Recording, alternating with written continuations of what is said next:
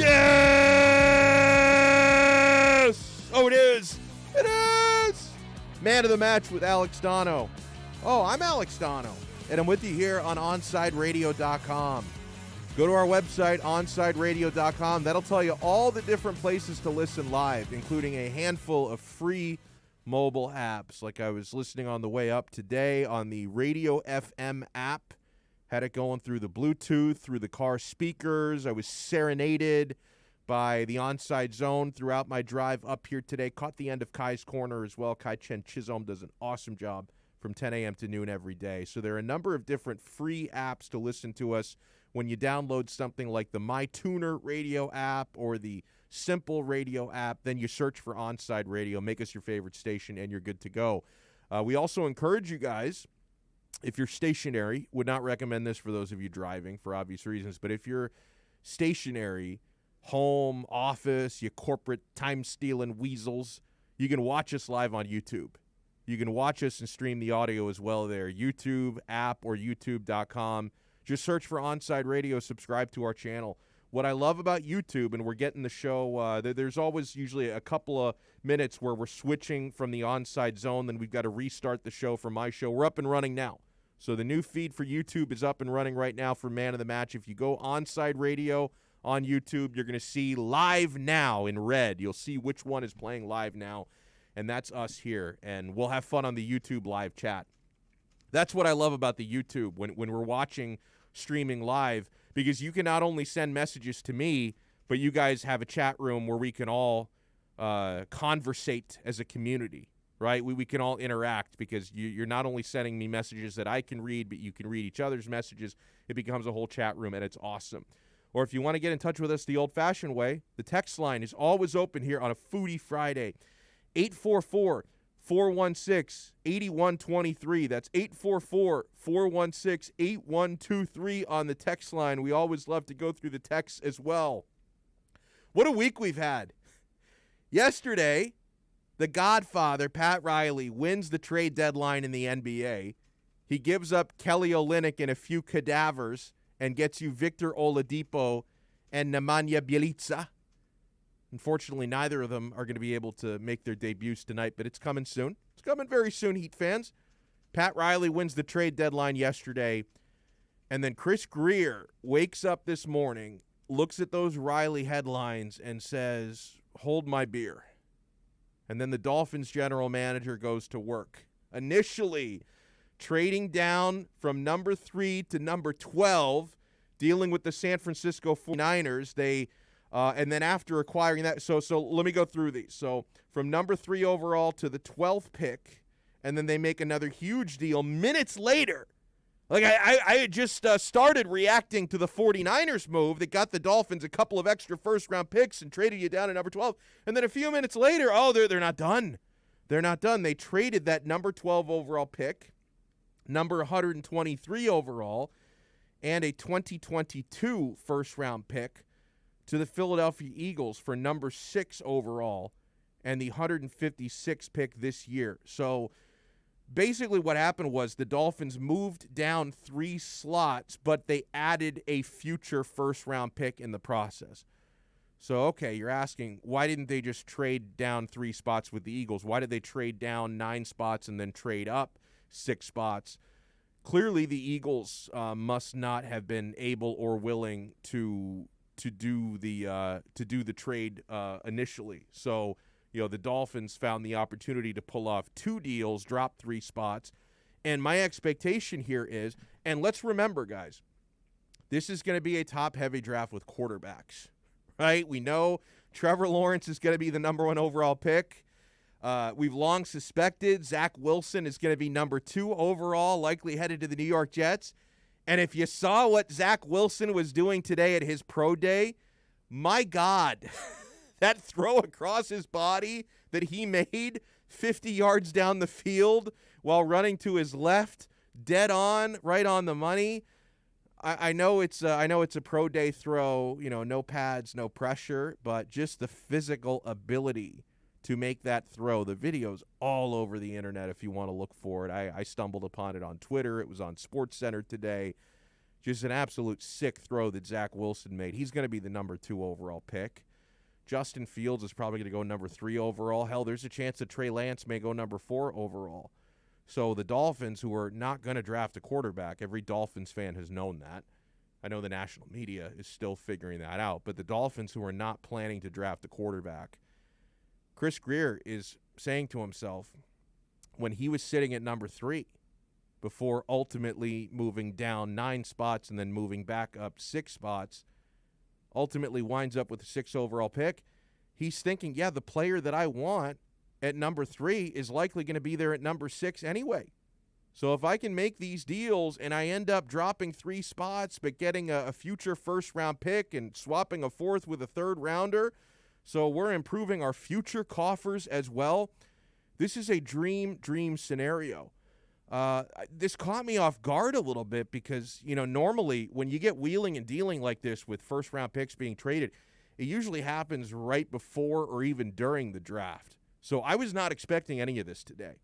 I did not wake up this morning thinking, hey, you got to watch out for what the Dolphins might do with trading that first-round pick. In fact, I remember a couple of days ago, a listener of ours was asking me on social media because I think he saw like a mock trade that confused him, and he thought, oh, did this really happen? Did the Dolphins really just trade down right now? And I'm like, well, don't be silly. That's not going to happen in March. That's going to happen in April. And it turns out the Dolphins did pull off not 1, but 2 blockbuster trades in April.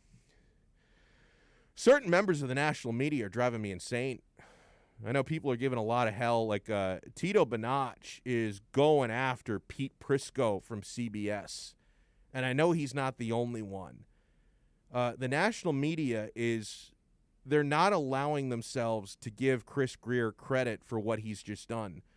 Let me ask you, Tito, do you think that these national media members who now see the Dolphins take themselves out of the top 5, which is going to be the quarterback-heavy zone, the top 5 is going to be quarterback land, so they're seeing the Dolphins willingly take themselves out of the top 5, and I see like all this shock and bewilderment about, oh, well, you know what? The Dolphins are making a lot of moves here. They're acquiring future capital, but this is all not going to matter if Tua's not good. That these moves that may look great today are going to look pretty terrible if Tua Tagovailoa is not a real franchise quarterback. So, Tito, do you think that these media members actually thought the Dolphins were going to take a quarterback at number 3? I think it's draft fodder talk. I think it's just, lazy headlines and trying to drum up drama for a draft. This is what they do, right? Like last year, there was headlines about oh, could Tua fall to the Cowboys? Oh, could Tua fall to the Patriots, right? Right. And that was never going to happen, right?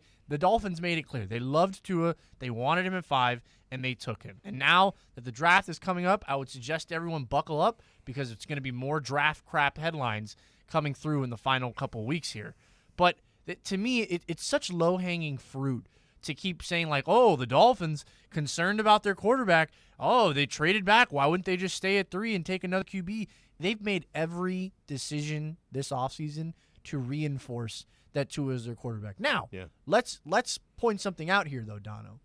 Let's play the game of these people are right. The haters are right? Let's say Tua flops year 2. The Dolphins have now put themselves in a position where even if that does happen, they have enough draft capital to go out and get a top QB in the draft. Yeah, they still got an extra first round. They still got an extra first round. Okay, they have their first round pick in 2023. Okay, it doesn't really matter if Tua hits. Then we're on our way to the considerable playoff contention for a while. But if Tua doesn't hit and he does flop, they've stacked the cupboard enough where they can go out and move up in the draft again. I just think that for coming off of the way that Tua played last year, which was really good at times, not good other times, and it's led to all this criticism. And I don't think he'd be getting criticized so much if Justin Fields hadn't had such an awesome year. Like the guy that got taken 1 spot after him ended up Offensive Rookie of the Year, and Tua is always going to be compared, fair or unfair, to Justin Fields.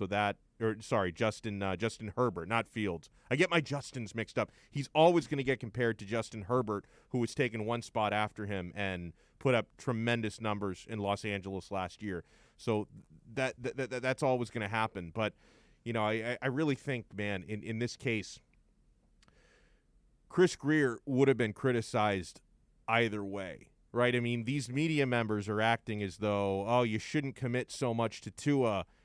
But if the Dolphins had stood pat at number 3 and taken Justin Fields or Trey Lance, Chris Grier would get crucified for that as well. Like, they'd be saying, oh, man, so you're telling me the guy that you took 5th overall last year, you've already given up on him, eh?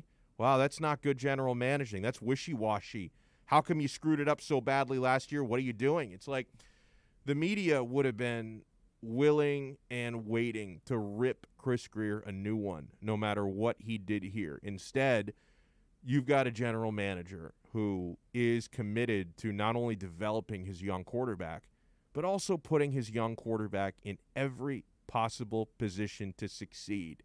It's why you promoted from within for your offensive coordinator spot, because the co-offensive coordinators are both gentlemen who have a good relationship with Tua, and they believe they can design an offense to maximize Tua's strengths. It's why you went out and got Will Fuller on a 1-year deal. It's probably why you're going to draft a wide receiver or a tight end with your 6th overall pick this coming year.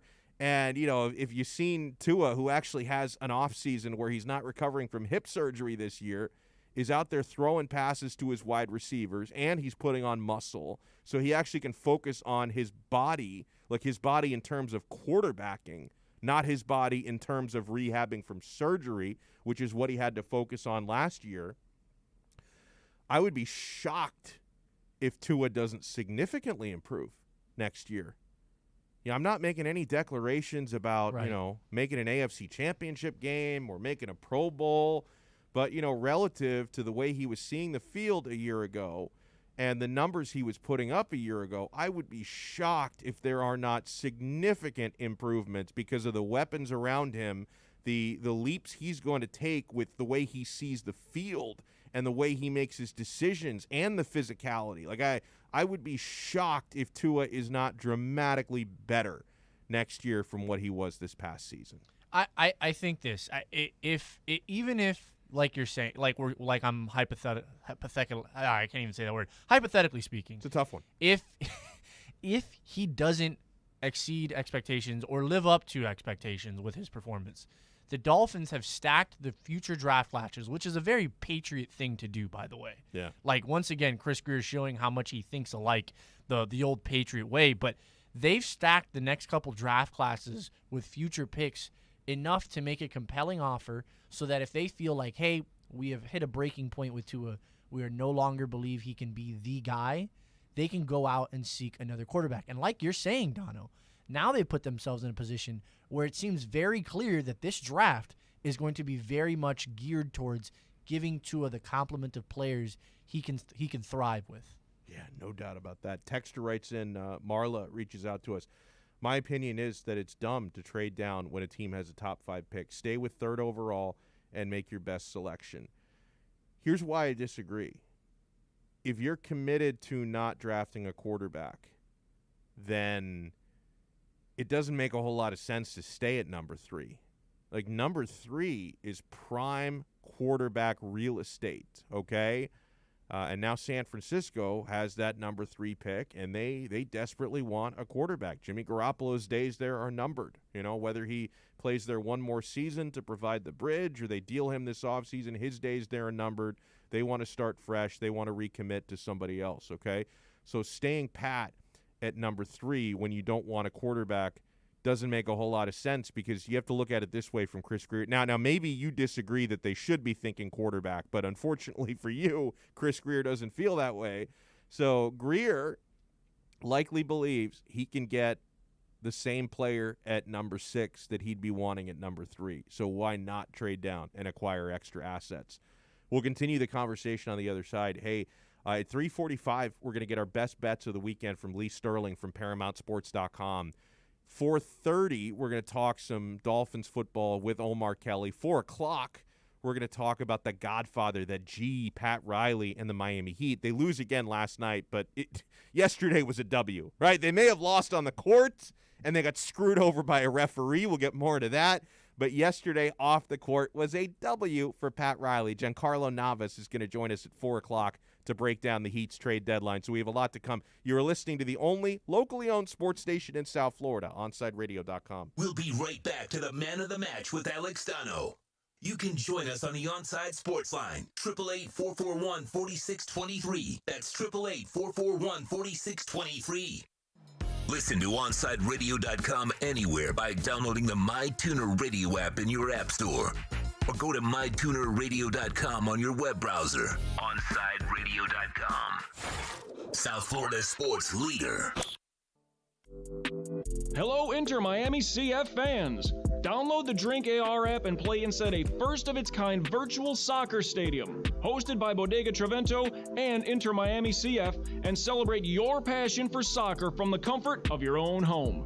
Find the download links on our Instagram account at Treventus and get our wines delivered straight to your home with a discount for all Inter Miami CF fans. Discover Trevento, a shared passion. Let's raise a cup to the first among us who put themselves last. To the risk takers, the mask makers, the heroes on the front line and online. To the ones keeping shelves full and keeping us hopeful. To those who don't stop and those making all the stops. To the ones who pick up, suit up, and never let us down. From all of us at Duncan to all the heroes keeping everyone running, we thank you. ADHD. It's the child who can't pay attention or sit still in school, right? The answer may be yes. Attention Deficit Hyperactivity Disorder, or ADHD, can be complicated and it can last a lifetime. Up to 75% of children and adolescents with ADHD have at least one additional mental disorder that requires a comprehensive approach to treatment. Learn more at moretoadhd.com. This message brought to you in partnership with ADA, ACO, and CHAD. Join the Inter Miami family in 2021 by becoming a 2021 season ticket member. Enjoy enhanced access benefits and pricing not available to general fans. Visit intermiamicf.com/tickets for more information. You're listening to OnsideRadio.com. Catch up anytime by downloading the MyTuner Radio app. OnsideRadio.com, South Florida's true hometown station. With Make-A-Wish, the impossible becomes possible. A girl battling cancer can become a race car driver battling the course. The boy showing all the nurses his fire trucks can take the helm of a real one. Wishes can give kids with critical illnesses the strength to keep fighting, get better, and grow up. Where there's a wish, there's a way. Wishes need you. Visit Make-A-Wish at wish.org. Welcome back to the Man of the Match with Alex Donno. You can reach out anytime on the Onside Sports Line, 888-441-4623. That's 888-441-4623. Got a good showing already on the live chat on YouTube. Check us out, youtube.com. Just search Onside Radio. Make sure you subscribe. Trying to get that subscriber count up to 1,000 and beyond. And once you start watching us live, smash that like button, the thumbs up. I've been told that increases the algorithm. It's this complicated stuff that only Chris Greer would really understand. But this is going to pump out the video to more people. It's going to show up in more people's recommendations, and we can help make Onside Radio absolutely global and galactic. So it's going to be awesome. So thanks, everyone, for tuning in. We got Herman in the YouTube chat. He says, can we now call Chris Greer the Jedi Master? Well deserved. Well, I guess, yeah, we need some kind of a nickname for him, right? Because Pat Riley is the Godfather. We got to give Chris Greer something. You know, I know Riley has been at it in Miami for like 25 years. You know, Chris is he's been around for a long time, but he's only had the final say for a few years. But he's working his way up, man. If Riley can be the Godfather, Greer can be a Jedi Master. I'm okay with that. Ray says, howdy, Donno. Happy Friday. Just wow. Greer is a genius. Can you say pits, pits, pits? Please go Fins. The Raging Dolphins Maniac is on. He says hello to everyone. Peter Ferrari is on. So welcome everyone on the chat.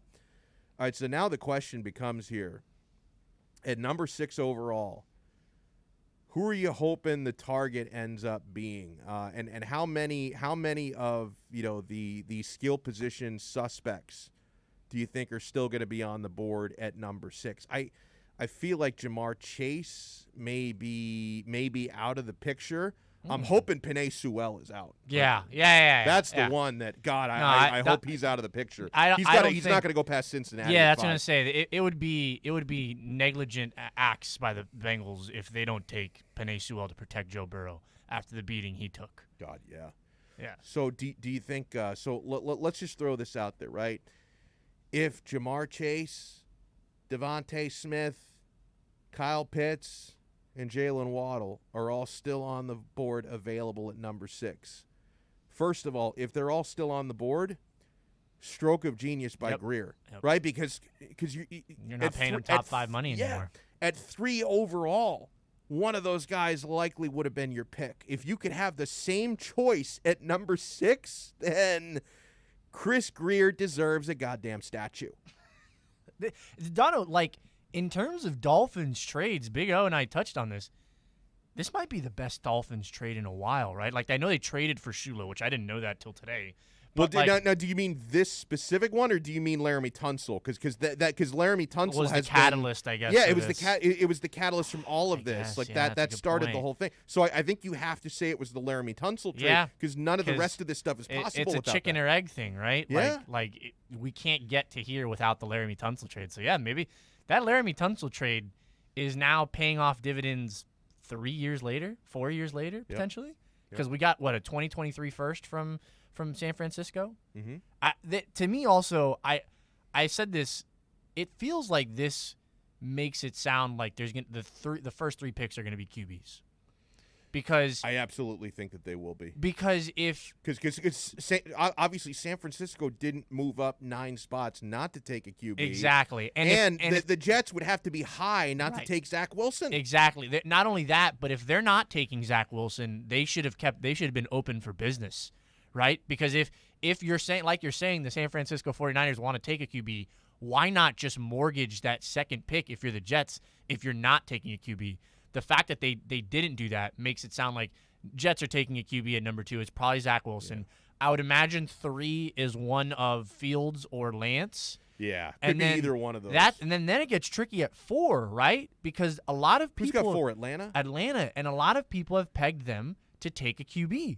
So I think, honestly, you're going to have 4 QBs straight in a row. That's what I think is going to happen. I think it's going to be for sure Trevor Lawrence number 1. I'm going 90% Zach Wilson number 2, and then either Fields or Lance number 3, and then whichever of those guys doesn't go number 3 is going to go number 4. So and then Penei Sewell, hopefully, God willing, number 5. And then if it goes like that, the Dolphins have their pick of every player who's not a quarterback or a Penei Sewell. And that's horny time. That's celebration time. I think you cannot go wrong with either I was about to say, no, you cannot go wrong with Jamar or Pitts. I put up a poll. I said, who's the best pick for the Fins at Onside Radio now at number 6? I voted Pitts, by the way. Pitts is at leading 46% with Chase right behind him at 34%. The reality is, both of them completely change how defenses are guarding you, right? Mm-hmm. Because if you pair Fuller, DVP, Will Fuller, Devontae Parker, and Jamar Chase, man, tough day for those corners. Really tough day. Same thing with Pitts in the slot, because now linebackers have their head on a swivel in terms of locating where Pitts is on the offensive side. I mean, like you said earlier, Donno, master stroke of genius by Chris Greer if both those guys are available. Rosendo says, with a large amount of receivers that the Dolphins have, do you think it's smart for them to trade some of our receivers for a draft pick, or instead of drafting receiver, maybe we draft Pitts? Well, I think they might draft Pitts anyway if he's there. They have a lot of bodies at receiver. How many of them do you actually really love? I mean, obviously Will Fuller, who you just acquired, Devontae Parker, Preston Williams, Jakeem Grant, Albert Wilson, who we haven't seen in a long time because he was hurt 2 years ago. He opted out last year.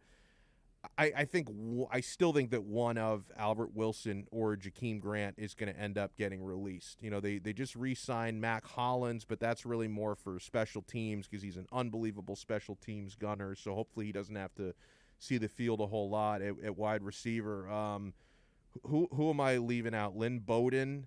Malcolm Perry out of Navy, Alan Hearns. Alan, I forgot. Yeah, he's another one who opted out. I think he's a more than likely cap casualty. So listen, outside of the top 3 or 4, before if you include one of Albert Wilson or Jakeem Grant, I tend to give the slight. I think Albert Wilson, when healthy, is more complete than Jakeem Grant. But Jakeem Grant valuable on special teams as well. But you got a lot of receivers, but it's not like you've got elite depth all the way through the depth chart. So, I mean, if I don't really know how much trade value some of these guys have, but I think that there could be 1 or 2 cap casualties left to come. I mean, you're not going to hit the week 1 with like 10 wide receivers on the roster, obviously. So there's going to be a lot of subtraction to the receiver position, no question about that. Yeah, I agree with the Raging Dolphins maniac. He says, I suspect the best quarterbacks will be gone by number 5 now. I really think Tito talked me into it, that I really think that we could very well see 1, 2, 3, 4 all quarterbacks off the board to start the draft. I think San Francisco just ensured that. I think San Francisco, in trading up to number 3, no doubt the top 3 picks are all quarterbacks. I think that's set in stone. So Atlanta at number 4 is the question mark, but I suspect they're taking a quarterback as well. Obviously, Cincinnati would not at number 5 because they've got Joe Burrow. They're probably taking Penei Sewell. But I think there's a better than 50% chance that the top 4 picks in this draft are all going to be quarterbacks. And at the worst case scenario, 3 out of 4. So that means when pick number 6 rolls around, you're guaranteed to have a pick of a lot of very, very good non-quarterback players, some of the best non-quarterback players in this draft, and I absolutely love that, man. 844-416-8123. That's 844-416-8123 here at Onside Radio. Here's what Mike Florio at Pro Football Talk had to say about the Dolphins making the second trade to move back up to number 6 after moving down to number 12. On a wild day of trading in the NFL, the Dolphins have now made 2 big moves. Shortly after pulling off a blockbuster trade with the 49ers to send the 3rd overall pick to San Francisco, the Eagles have traded the 49ers 2021 first-round pick, number 12. I think he meant the Dolphins. The Dolphins have traded the 49ers 2021 first-round pick, number 12 overall, to the Eagles. Philadelphia will ship the 6th overall pick in this year's draft to Miami for number 12 overall and a 2022 first-round pick. He says the Eagles will also ship the 156th overall pick to Miami and get the 123rd overall pick in the deal. It's unclear which 2022 first-round pick the Dolphins have sent to the Eagles. By moving down from number 6 to number 12, the Eagles have likely taken themselves out of the quarterback derby, a sign that they are all in on Jalen Hurts as their starting quarterback this year. I'm not so sure about that one, okay? But hey, they're giving it a shot. They are all in on Hurts. I think they're going to get Hurts by that move. By moving back up to number 6, the Dolphins have signaled that they might take a quarterback after. Well, this is stupid. The Dolphins have signaled that they might take a quarterback after all. Do these national guys pay any attention, which would be a bad sign for their faith in Tua Tagovailoa? It's also possible, however, that the Dolphins won't take a quarterback. That's what I'm going with. And just think that they can add an elite player at number 6 who won't be there at number 12. Because that's so stupid, Tito. Like that take that, now they're back in the quarterback sweepstakes. If the Dolphins wanted a quarterback that badly, they would have stayed at 3. Yeah, that makes no goddamn sense. That makes no sense. That's terrible analysis. Yeah, and here's a better analysis from a much more rational and pragmatic person, Rich Eisen, who says, if the Miami Dolphins wind up drafting a championship core around Tua, the Tunsil trade has a chance to be viewed like the Herschel Walker trade. I don't really know what that Herschel Walker trade did for Dallas. I don't know. I know it was a lot of picks. Oh, they got Minnesota's entire draft. Oh, okay. Is that what happened? And it set them up to get all those great offensive linemen. And it completely set them up for the future. Just for Herschel Walker. It was one of the biggest trades in NFL history, and at the end of the day, they ended up fleecing Minnesota in that trade. Right, and to be honest, when that first 49ers trade happened, I reacted very similar to you, which was, man, we just got 2 first-rounders for the next 3 drafts. That's impressive. But the concern of, hey, we're at 12 now, we're kind of subjecting ourselves to a second-tier receiver, or we're just not going to take a first-round receiver at all. But in and of it all, they moved down 3 spots while picking up another first-rounder in 2022 and 2023. I don't see how in any way this can be viewed as a negative if you're a Dolphins fan. It can't be. I mean, the only negative that people are trying to bring into it is, well, if Tua sucks, all this was for nothing. I mean, come on. Even Dan Orlovsky thinks that's ridiculous. Like, he's had an about face. In about 15 minutes, we're going to talk with Lee Sterling, get some bets for the weekend, ParamountSports.com. He had a good weekend last week. I was worried because a couple of losing picks on Friday, but then on Saturday, he more than made up for it. So I ended up making money in the end. Lee Sterling bounced back in a big way. He's going to join us in about 15 minutes.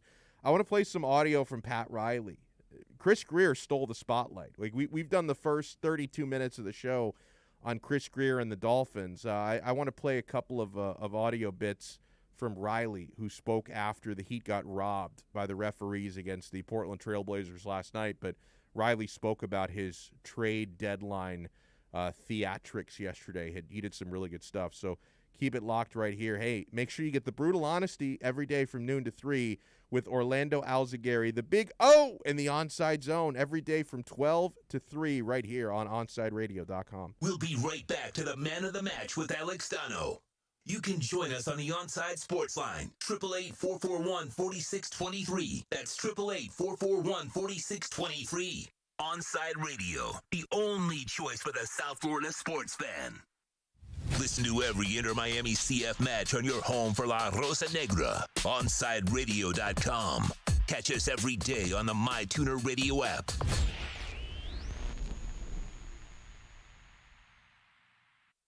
If you missed Onside Zone with Big O, you missed. She's kind of young, so I don't know. She may not be into Van Halen much. Let's see. Hey, Ruthie, good afternoon. Are you a Van Halen fan? You know, I just had to Google Van Halen. I'm not going to lie to you. I just literally have it on my computer right now. The Onside Zone with Big O. Weekdays 11 to 1 p.m. Only on OnsideRadio.com. Join the Inter-Miami family in 2021 by becoming a 2021 season ticket member. Enjoy enhanced access benefits and pricing not available to general fans. Visit intermiamicf.com/tickets for more information. Parents, we know we can't protect our kids from everything. Eventually, they're going to bump their heads or scrape their knees. But we can protect them from 6 types of cancer. HPV, or human papillomavirus, is a common preventable virus that can cause cancer later in life. The HPV vaccine prevents human papillomavirus and all the cancers it can cause. The American Cancer Society recommends getting your sons and daughters the HPV vaccine starting at age 9 to protect them later in life. He has an overbite that makes him look like a cartoon character, a slightly crooked eye, and an uncommonly wrinkly neck. In the right light, he can look a little like a garden gnome, and he'll wear a bow tie just because. Sure, you might call him a little quirky, but that's exactly what makes him so perfect. Tuna is a 3-year-old Chihuahua Dachshund mix with more than 700,000 followers on Instagram, and it all started because he was adopted. You can't buy a best friend like Tuna, but you can adopt one. Help us save them all at bestfriends.org. Keeping you informed in the world of sports.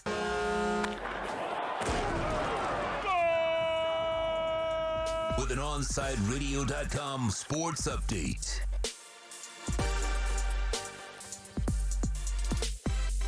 Miami Dolphins making moves today. The Dolphins started the day with a number 3 overall pick, however, made a trade with the 49ers, trading their number 3 overall pick and going back to number 12 in that trade. The Dolphins also picked up the 49ers 2022 and 2023 first-round picks. Then after that, the Dolphins turn around and trade with the Eagles. The Dolphins trade the number 12th overall pick in the 2021 NFL Draft along with the 2022 Dolphins first-round pick to the Eagles in return for their number 6 overall 2021 draft. The Dolphins moved down 3 spots while picking up a future first-rounder. Miami Heat fall to the Portland Trailblazers yesterday, 125-122. Heat, however, did get a win when they acquired Victor Oladipo at the trade deadline. Heat send off Kelly Olynyk, Avery Bradley, and a protected 2022 first-round pick swap to the Rockets in return for Oladipo. Oladipo and Nemanja Bjelica ruled out for tonight's game against the Hornets. Heat going as a 1-point underdog for tonight's game. And Panthers dropped to the Chicago Blackhawks last night 3-0. Panthers back on the road. They will take on the Dallas Stars on Saturday. Puck drop slated for 7 p.m. With your Onside Sports update, I'm Tito Bonacci. Coming up next, it's more Man of the Match with Alex Donno right here, OnsideRadio.com. You're listening to the station with more live and local sports talk than anyone else in South Florida. OnsideRadio.com. Broadcasting from South Florida to the world. Welcome back to the Man of the Match with Alex Donno. You can reach out anytime on the Onside Sports Line, 888-441-4623. That's 888-441-4623.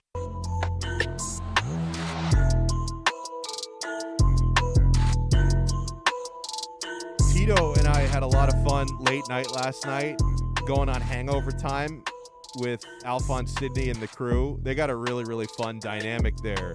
Yeah, we ended up doing like over an hour of Miami Heat post game last night. It was more about the trade deadline stuff than it was about the actual game itself because, you know, the moves, Oladipo and Bjelica, that was the bigger news than what actually happened on the court last night. But we had a lot of fun. I'm still recovering, though, Tito. I'm not usually up that late. Like, my eyes were almost shutting by the end of the show. And I loved how, you know, we were all, like, drinking on the show. Maybe that also adds to how tired I feel today. Yeah, that definitely yeah, adds it's definitely it. It's definitely it. Not gonna sugarcoat it to you. That's 100% it. So what's keeping me awake today is Chris freaking Greer. Like, Chris Greer's moves have kept me awake today.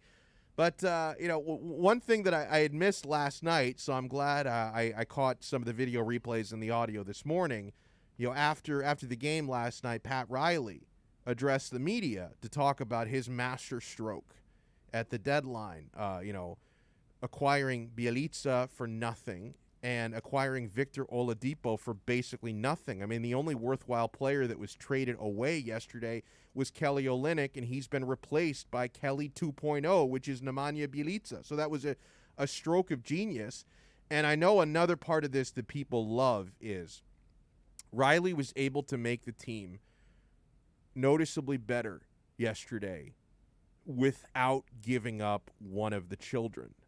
He didn't give up Tyler Hero or Duncan Robinson because a lot of us thought that, hey, the cost of doing business. Now, we were all really looking at Kyle Lowry as being the potential deal. The Victor Oladipo thing, not that Victor's been talked about a lot because he's wanted to play for the Heat forever. But yesterday, we were all expecting Lowry. We wound up with Oladipo for basically nothing. And we had thought that if Lowry was going to come here, you'd have to give up either Duncan Robinson or Tyler Hero to get him. So Pat Riley still made the team better without trading away either of the children. Here's Riley with his thoughts on the young players, Duncan and Tyler.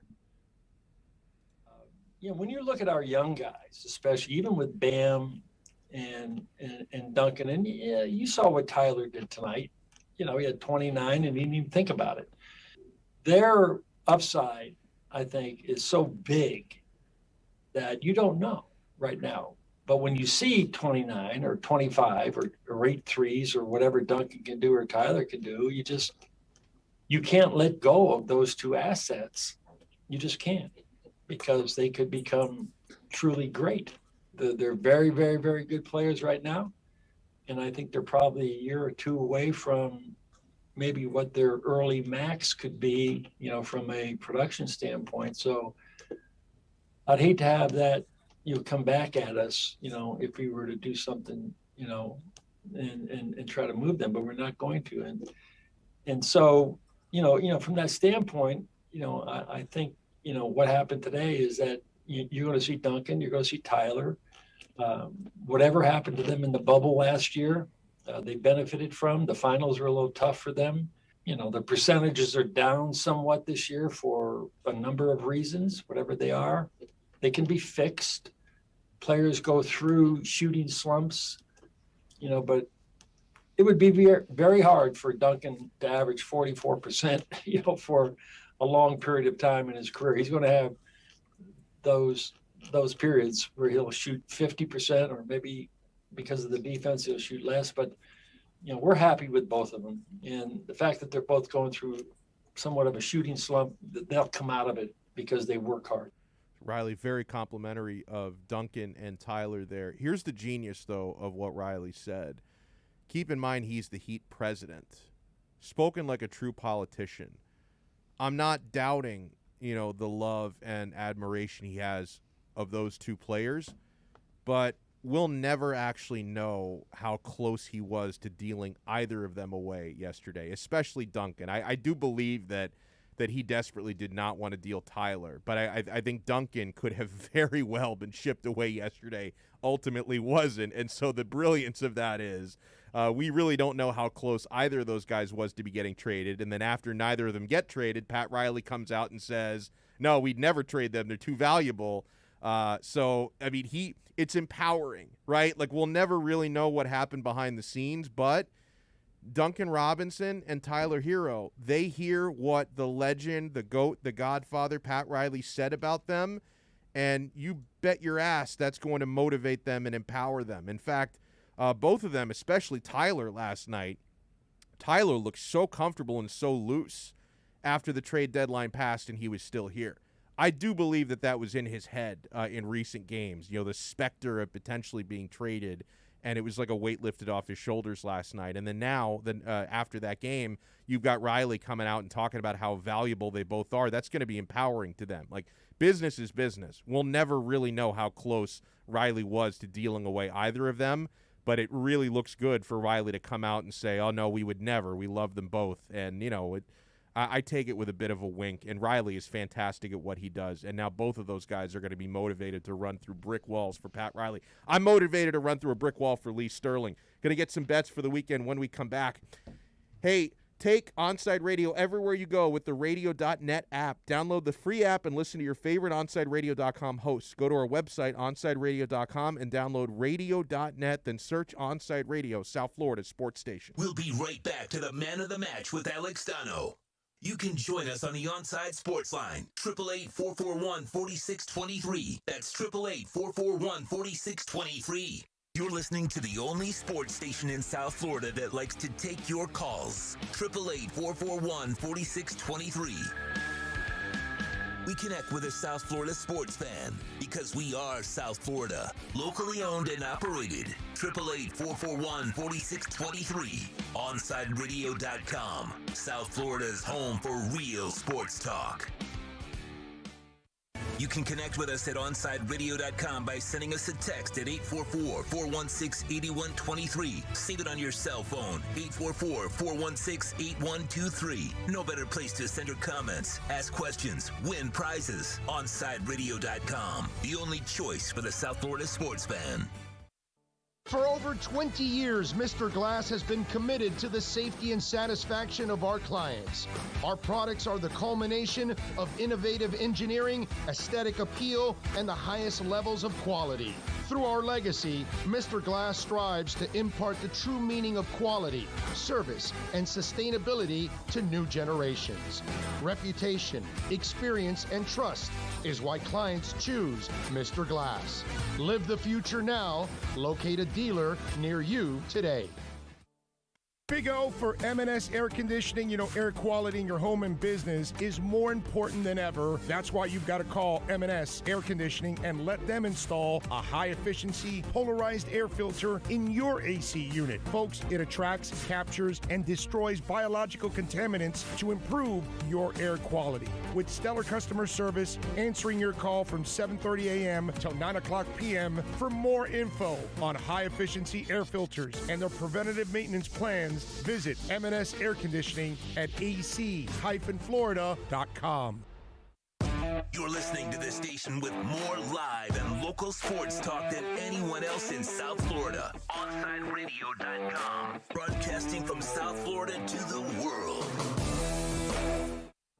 Big news, Miami fans! Body Armor is proud to be the new official sports drink of Major League Soccer and Inter Miami CF. It doesn't matter if you're a player or a fan, Body Armor sports drink will hydrate you with potassium-packed electrolytes, antioxidants, and no artificial sweeteners, flavors, or dyes. Whether you're at home or in the starting lineup, Body Armor sports drink will hydrate you from kickoff to the final whistle. Body Armor, now the official sports drink of Inter Miami CF, available at your local Publix.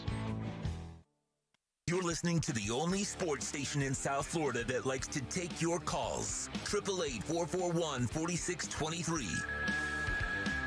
We connect with a South Florida sports fan because we are South Florida. Locally owned and operated. 888-441-4623. OnSideRadio.com. South Florida's home for real sports talk. Welcome back to the Man of the Match with Alex Donno.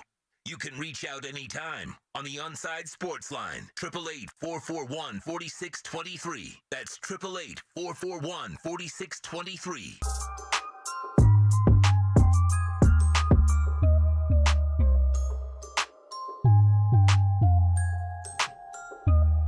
We're going to have Lee Sterling is going to be on in a second to give us his picks for the weekend. He was on the line and then he dropped. Someone's trying to keep us from making money. If you've been listening, Lee's been on with us. I think maybe he's missed 1 or 2 weeks, but he's been on with us basically every Friday since October. And if you've been locking in the picks every week, you have made money, and that included last week. We bounced back nicely last week. Had a really good UFC card, especially. Lee Sterling from ParamountSports.com joins us here on Onside Radio. Lee, how you doing, sir? I'm good. Getting ready for I thought it was going to be. I mean, we lost one of the championship fights. That's a little depressing, but still should be a decent card. Could have been one of the best cards ever. So that happens sometimes. We've lost a lot of fights over the last 9-10 months. Yeah, absolutely. Yeah, it's true. I mean, just unfortunately, the injury bug and also the COVID bug has really affected some of those shows. So, Lee, before we get into some of your preferred picks for the weekend, maybe this is one of them, maybe it's not, but if you have anything on the Miami Heat tonight, now the newly acquired players, Bjelica and Oladipo, are not going to be available this evening. Second end of a back-to-back tonight. Heat on the road at the Hornets, the Charlotte Hornets in Miami, about a half-point favorite. Do you have any edge on this game?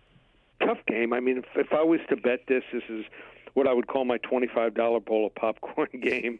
So tough game to play, but I think Charlotte might be the right side. You know, Miami's got to play. This is their third game in 4 nights, and that was a tough loss last night. I thought they were on the right side. I thought they should have won the game. I thought the officiating down the stretch was not very good. So Charlotte's one of these teams that's sometimes tough to figure out, but they are playing better of late. They will be without Ball for the rest of the season, but you know, they can play different styles of play, and they also have this kid named Devontae Graham. He stepped in for Ball at shooting guard and done a nice job. So I think they're pretty well coached, and tough spot here for Miami without some players. I mean, you know, we talk about, you know, so I think just without Dragic, they're a different team. So I do think they need him back. I think they're going to make a nice run. I think they might be one of the top 2-3 teams, you know, once they get things rolling, and anything can happen with injuries. So, you know, we don't know what's going to go on with Brooklyn, with some of their key players. They lose one of those, or the Lakers loses LeBron or AD. Anything can happen. So I thought the move was spectacular that they made. But for tonight, for my $25 bowl of popcorn, I'll take Charlotte plus the 1 point. Fair enough. So what are the plays you feel more confident about this weekend? Well, I like Boston a little tonight. I thought that their move to get Fournier, I thought was a nice move. They got rid of one of their 3 centers who I think was going to get phased out, and Theus. So the last game they played 2 nights ago, and they lost by 2 points at Milwaukee, and they limited the Greek Freak to under 15 points in that game, and I think they just know how to defend him. It's a weird matchup, but some coaches and teams know how to play certain star players, and that's one of them. And I think that they've got to be sky high going in, to the stretch run here. So I'll take Boston here plus 6 points in the NBA. A couple games that I like in the tournament this weekend. I like USC laying 1.5 against Oregon. Oregon, I thought that was one of the best played games of the tournament. I mean, couldn't miss. I mean, it was crazy how they were shooting. I think they're going to have to shoot above 50% to win this game. USC, though, is really long and very similar to Florida State. They try to get you to take the ball to the inside. They like to funnel everything inside, and they're so long that once you get in the lane, you can't figure out what to do with it. You realize you can't shoot the ball. I noticed that because I last week I bet against them in one game, and I'm like, my God, they're not giving up any points. Right. Yeah, so very similar to Florida State in that respect. So unless Oregon can shoot here above 50%, I think they're in trouble. So we'll take USC, lay the 1.5. They did beat the Ducks earlier in the year, 72-58. So I like the fact that they already shut them down. I watched the highlights of that game, and very similar to what I expect here. And then I'm going to go with an underdog in the tournament tomorrow. I like the Oregon State Beavers. A couple layers here to this game. So I think that Loyola Chicago, every single kid on that team, if they were offered to play against their rival, the Illinois Fighting Illini, would have signed within a heartbeat. Yeah. So I think that's tough for kids like that, just like Abilene Christian after they beat Texas, to get up after beating, having the biggest win in their career. So that will be tough. And Oregon State's a different team than they were a month ago. And then the nice layer here to this game, probably the biggest reason I'm playing the game, is pace of play. There's about 353 Division I teams. The pace of play on offense in these two teams is 304th and 340th. So in a slow-down game, you got to beat a team by 3 or 4 possessions. That's pretty tough. Give me Oregon State. So you're not worried about Sister Jean? Plus, no, she's gonna have to wait until she's 102, 103 to be able to go to a Final Four. Now, it's a nice story, but all good stories come to an end. And then a couple fights I like. So I don't pick many main events. You know that. You hit the last one, though. You hit it. Yeah, I did hit the last one. Eric Brunson. We're going to go for 2 in a row. I have a backup the Brinks truck selection for the main event. So Stipe Miocic, many people consider this guy the greatest heavyweight in UFC history. He's going to be fighting maybe the scariest man in history, Francis the Predator Ngannou. So it's a rematch from 3 years ago when Stipe took the Raw Ngannou down at will every single round. He dominated the fight, but he couldn't put him away. By the way, Ngannou holds the record for the hardest punch ever recorded at 129,161 units. So because of my MIT background, that equates into 96 horsepower, the punch. Most devastating world record punch. And I just think the 34-year-old Ngannou's last 4 fights, which he won by KOs in all 4 fights by 45, 26, 71, and 20 seconds, I think he's learned from that loss. He will have Kamaru Usman in his corner. He's been working on his takedown defense. And, he's beaten 2 former champs and 2 top 5 contenders. I think his grappling is going to be improved. I think he's going to end this fight by a KO. You can bet this fight at minus 135. So I'm going to put 2/3 of my wager on him, minus 135, and another 1/3 that he ends it via KO. I don't see him winning by decision. He's not going to last 5 rounds, and I don't see any other way he wins. He's not going to win by submission. So I'll take a minus 115 with a KO to end the fight. So the next thing Miocic will be fighting will be Fires. Thank you for your service, sir. Down goes Miocic.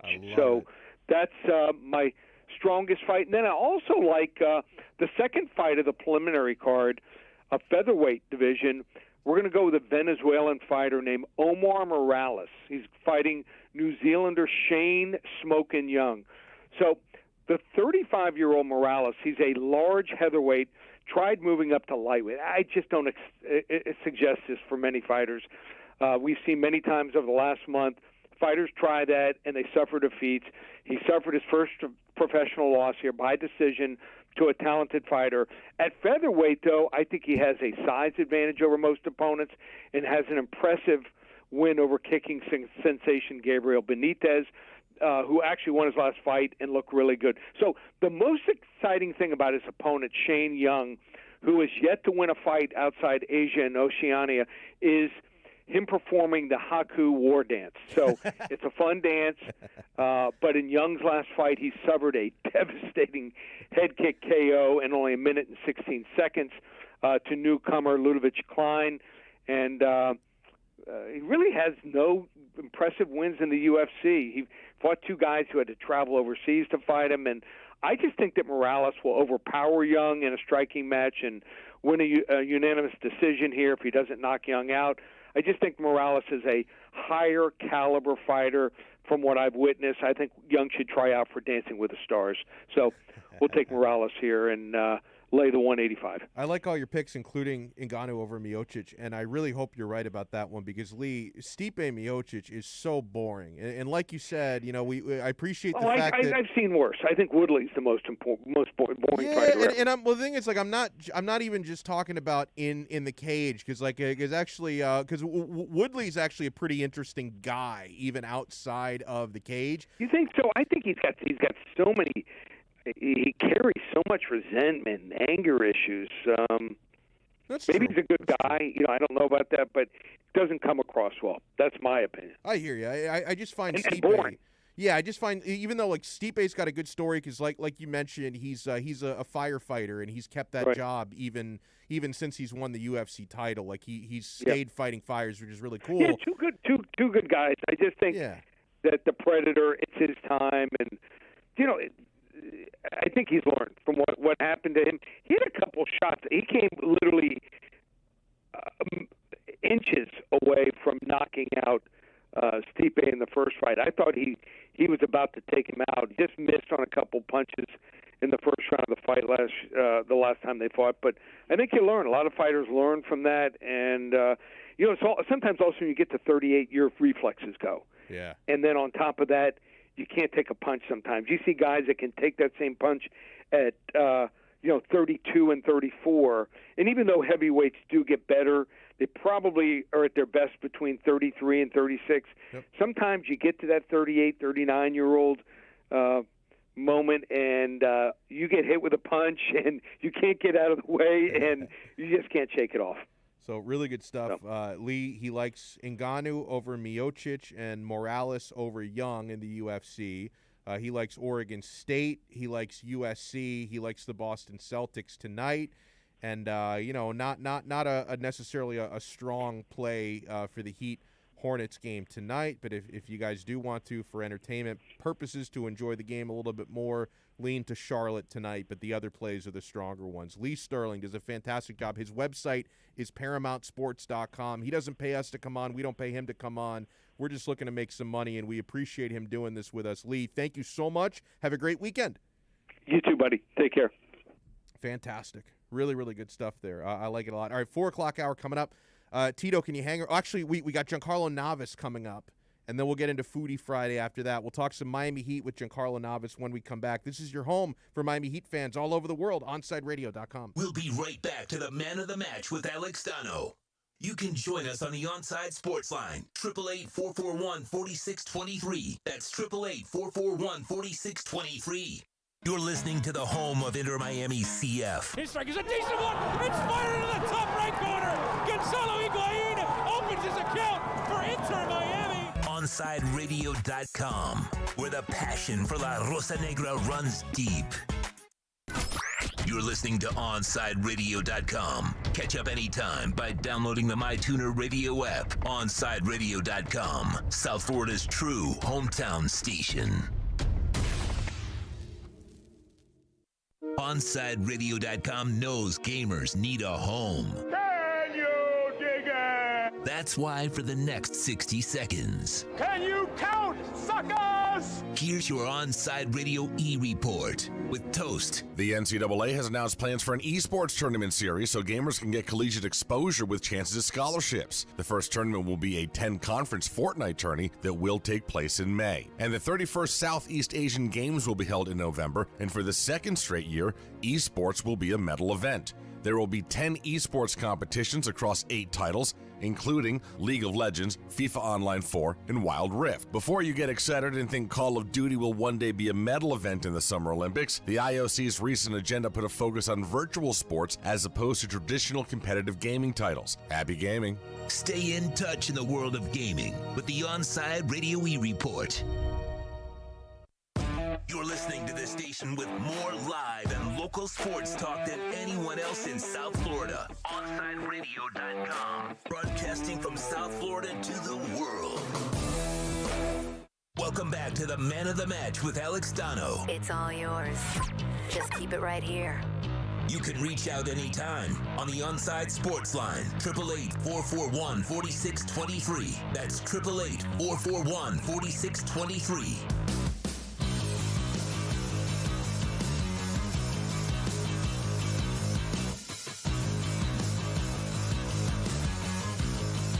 Huge thanks again to Lee Sterling for joining us. Busy 4 o'clock hour. In just a second, we're going to be talking with Giancarlo Navas from Miami Heat Beat. In about 30 minutes, we're going to talk Dolphins with Omar Kelly from the South Florida Sun Sentinel. I'm broadcasting live here inside beautiful Inter Miami CF Stadium. What a nice day in Fort Lauderdale. Just a few scattered clouds in the sky. See that Fort Lauderdale skyline kissing the horizon off in the distance. Here inside the stadium, I'm looking at these pink, black, gray, and white seats. Got our guy Kenneth in Cleveland listening. Well, not in Cleveland. He's Kenneth I always screw that up. He's in the 305. He's live in the Boom Boom Room. And we got Giancarlo Navas on now with us from Miami Heat Beat. Giancarlo, Tito and I yesterday were on Hangover Time with Alphonse Sidney and the crew, which is such a fun show. They were giving you a little crap. Are you down on Oladipo? Do you not think Oladipo's going to be a starter? Let me tell you something. Those people on Hangover Time, they banned me. I'm like never allowed on. Really? Alf said when Alf came back to Miami Heat Beat, his first order of business was, G's not coming on my post-game show. G's too handsy. I go, what do you mean I'm too handsy? I was going to be the producer. He's like, I don't want G anywhere near me. So then what they do is they go on there and they slander and they misrepresent my takes. And I can't defend myself. So that's what happens there, Dono. Listen, I'm not – is Oladipo, a Hall of Fame level guy like Kyle Lowry? No. Did I want them to get a Hall of Fame level guy like Kyle Lowry? Yeah. Are they better than they were on Wednesday? Absolutely. And we can poo-poo it, and we could say all we want, and we can say we didn't get the guy we want and all that stuff. But they're unequivocally better. And if anybody like myself wants to complain about it because you wanted to be a little better, I think I understand. But ultimately, they are in a better position to win a championship than they were on Wednesday, and they really did not give up anything of value. So you can't get mad just because you didn't get your guy. Yeah, and building on that note, like the only player of any value that they gave up was Kelly Olynyk, but they replaced him with Nemanja Bjelica. So let's start with Bjelica. How does he compare to Kelly in your eyes, and could he be even better than Olynyk was here? How do you think that replacement's going to go? So we have to look at Olynyk through a couple of prisms. One, he wasn't shooting the ball well. Yep. I think that's first and foremost. Number two, his lineup data is like ridiculously amazing, which I say on the podcast all the time. He's like really pushing the Draymond Green, how many shots can I not hit and still help my team win diet. Like it's rather amazing. I love this stat. Jimmy Butler and Kelly Olynyk, the two-man unit of them, is plus 13 per 100 possessions, which is up there with LeBron James and Anthony Davis. It's one of the best duos in the league. It's crazy because Jimmy Butler is like God, and Kelly Olynyk does. He's a smart basketball player who is, while not hitting shots, he's defended as a shooter. He does hit shots when Jimmy Butler plays them. I think he was shooting 40% off like passes from Jimmy or something like that from three. So he's good, but a guy like Bjelica, I think, has a better track record of a shooter. I will say this: one of our stream producers, Brian M, was looking at some stats, and he pulled out that when Jimmy played with Bjelica in Minnesota, and I totally forgot that he did that, they were like plus 17 net rating. Oh man! Which Yeah, so it's great. So if you give Jimmy a big who can space the floor, especially with a guy, at the time it was Karl Towns, right? So you have a guy diving to the rim and another guy, pulling another big out of the paint. I mean, Jimmy's going to do work. So Bailey is going to be able to play with Bam. I'm sure that they're going to try him at backup center. As you've seen, Precious gets a quick hook, and Olynyk was playing a lot of those backup center minutes, and Precious just was totally out of the rotation at some points this season. So he's a plug-and-play guy for them. Whether he closes games or not, I don't know. Whether he starts, I don't know. But I think for sure he has a lot of utility on this team. We're joined here by Giancarlo Navas, who does an awesome job with Miami Heat Beat. And so, okay, now let's have the full conversation with Oladipo coming in and Bjelica. And I'm also assuming LaMarcus Aldridge is next. And so once we have the final roster for the next couple of months set in stone, how much better did this Heat team get when you compare them with the Titans of the Eastern Conference, from Brooklyn to Philly to Milwaukee? If we even still consider Boston to be one of the Titans of these, where do you think the Heat can now fit with these new additions in the landscape of the East? Okay, so before I give my answer, I want to give context. Yeah, I think the Heat's biggest needs were the following: they were shooting. They were a downhill presence to put pressure on the rim, and a point of attack defender and slash ball handler. Yeah. I think Oladipo and a shooter. Like, he's maybe not the shooter they need him to be. He is 40% from the corners, and he's 38% on catch and shoots. The pull-up threes are what tank his percentages. So that might be something to look at and say, that's encouraging. His point of attack defense, they don't have a guard that can stand in front of anybody. Goran, Kendrick Nunn, Tyler Hero, they do great things on offense. I think Goran in the playoffs is a little peskier than people give him credit for, but he's going to get picked on in a matchup, and they have to overhelp. If you saw in that Celtics series, they were sending two at the ball whenever Kemba went off a screen. They were switching a lot because, of course, you have to switch when, Bam is able to switch, and you don't want Goran on an island or Kendrick Nunn on an island or Tyler on an island. Victor solves that issue, and you saw last night against the Blazers, Ariza was the one defending Lillard down the stretch, which is fine, but you saw the rebounding was a problem because they were just small in the inside because they have to overswitch. So when Bam gets put on a perimeter guy because they're scared that Duncan and Tyler can't stay in front of somebody, that's a problem because then Cantor really is getting uncontested rebounds. So Victor is going to be able to really slide in and defend ball handlers, defend the point of attack. They're going to allow Bam to not have to switch as much, to do a little more rim protecting, which he's really good at. You saw last night he had 5 blocks. I mean, the resume speaks for itself. He helps in all those aspects. He's obviously a guy that can attack off the dribble. He can get to the rim, and I think, theoretically, I know that the team has not shot the ball well, but, I mean, you got to hope. I mean, last night they hit their threes. You got to hope that eventually these guys start hitting threes, because if they do, he's going to all of a sudden play with a ton of space. The Heat have done a lot of experimenting with Butler as a screener for Dragic, so that Butler can be in actions when he's not the ball handler, and it's been really, really effective. So this is all to say that I think they have do I put them over the Sixers or the Nets or the Bucks right now?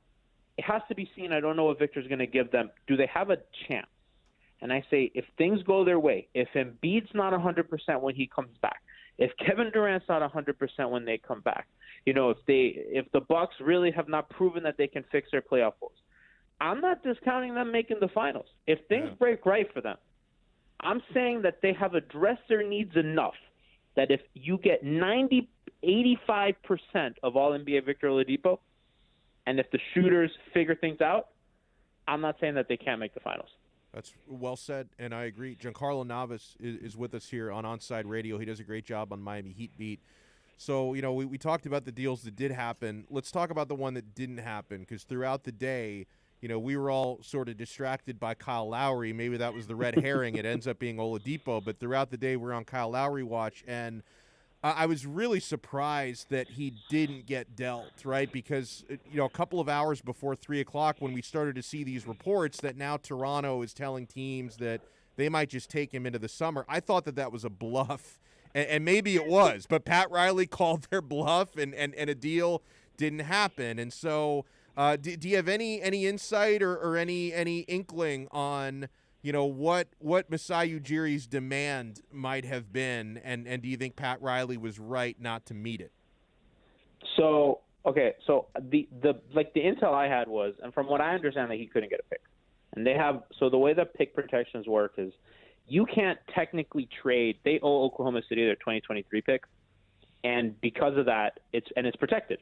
So it's a lottery protected pick. So technically, we don't know, because they haven't clinched a playoff spot. We don't know where that pick's going to go, right? So they cannot theoretically send a 2025 pick, because if let's say the pick doesn't get conveyed. Let's say everybody on the Heat gets hurt and the Heat are a lottery team, and then that pick doesn't get conveyed to Oklahoma City. Then it becomes a 2024 first-round pick, right? So because of the way the protections work, the Heat can't fully guarantee a pick in a trade.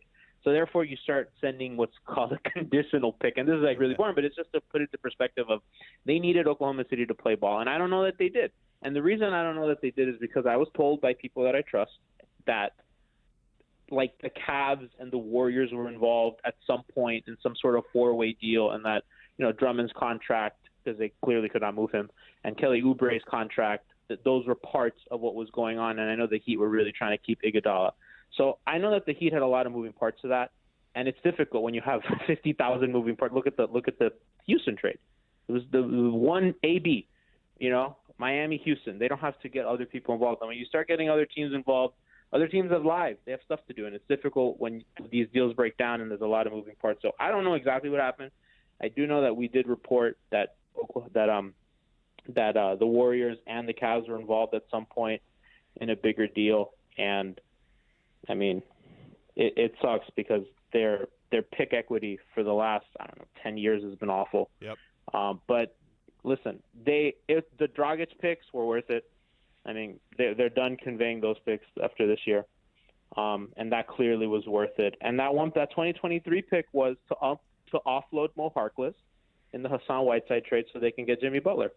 And listen, I think that first round pick was worth it.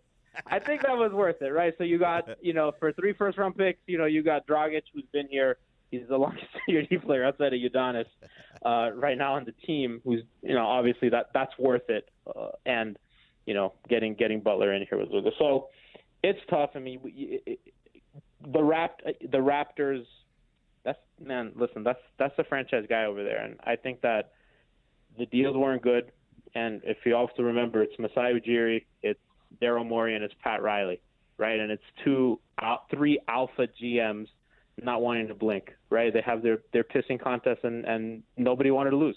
Yep. I think that's also a factor. And, for future deals, I don't think Masai wants to be bent the way that Philly and Miami were trying to bend them. So I'm sure in the summer they'll have a sign-and-trade option because the Cavs-based teams aren't very good this summer, so Lowry won't really be able to go anywhere unless he wants to be a Knick, right? So, I mean, they'll have another bite at the apple in the offseason. Well, speaking of the summer, one thing that now has become a bit of a hot topic is the future of Kawhi Leonard, who, if he decides he's not completely satisfied with the Clippers, can opt out this summer. And you start to see the Heat get a little buzz with that possibility. Does that seem, and maybe, who knows what Kawhi is thinking, but from the Heat side of it, when it comes to salary, is that realistic?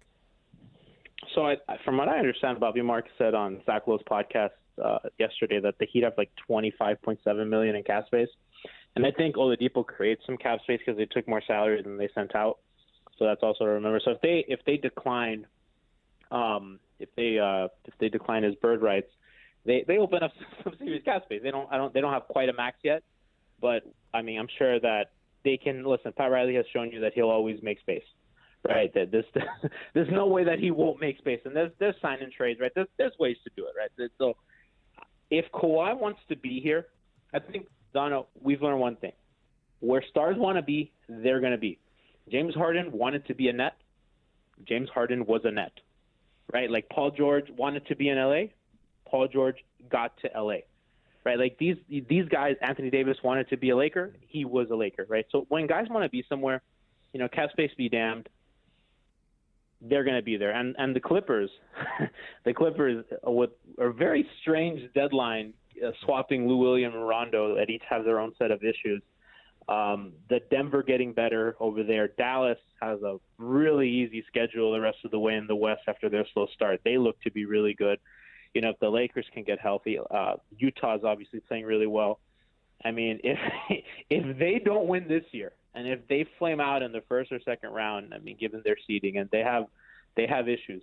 Who's not to say, right? If the Heat make another deep run in the playoffs and they have cap space and they have room. Remember, Kawhi wanted to play with Jimmy Butler before. Yep. Jimmy was Kawhi's first choice. It wasn't PG. That's right. So, listen, we live in a really nice place. This is a wonderful city.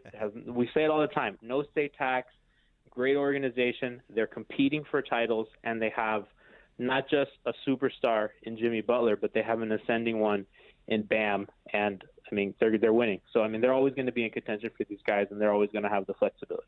Awesome stuff here, as always. You want to make sure you check out his work at Miami Heat Beat. Follow him on Twitter at GNavas103. Giancarlo Navas, thank you so much, man, and enjoy your weekend.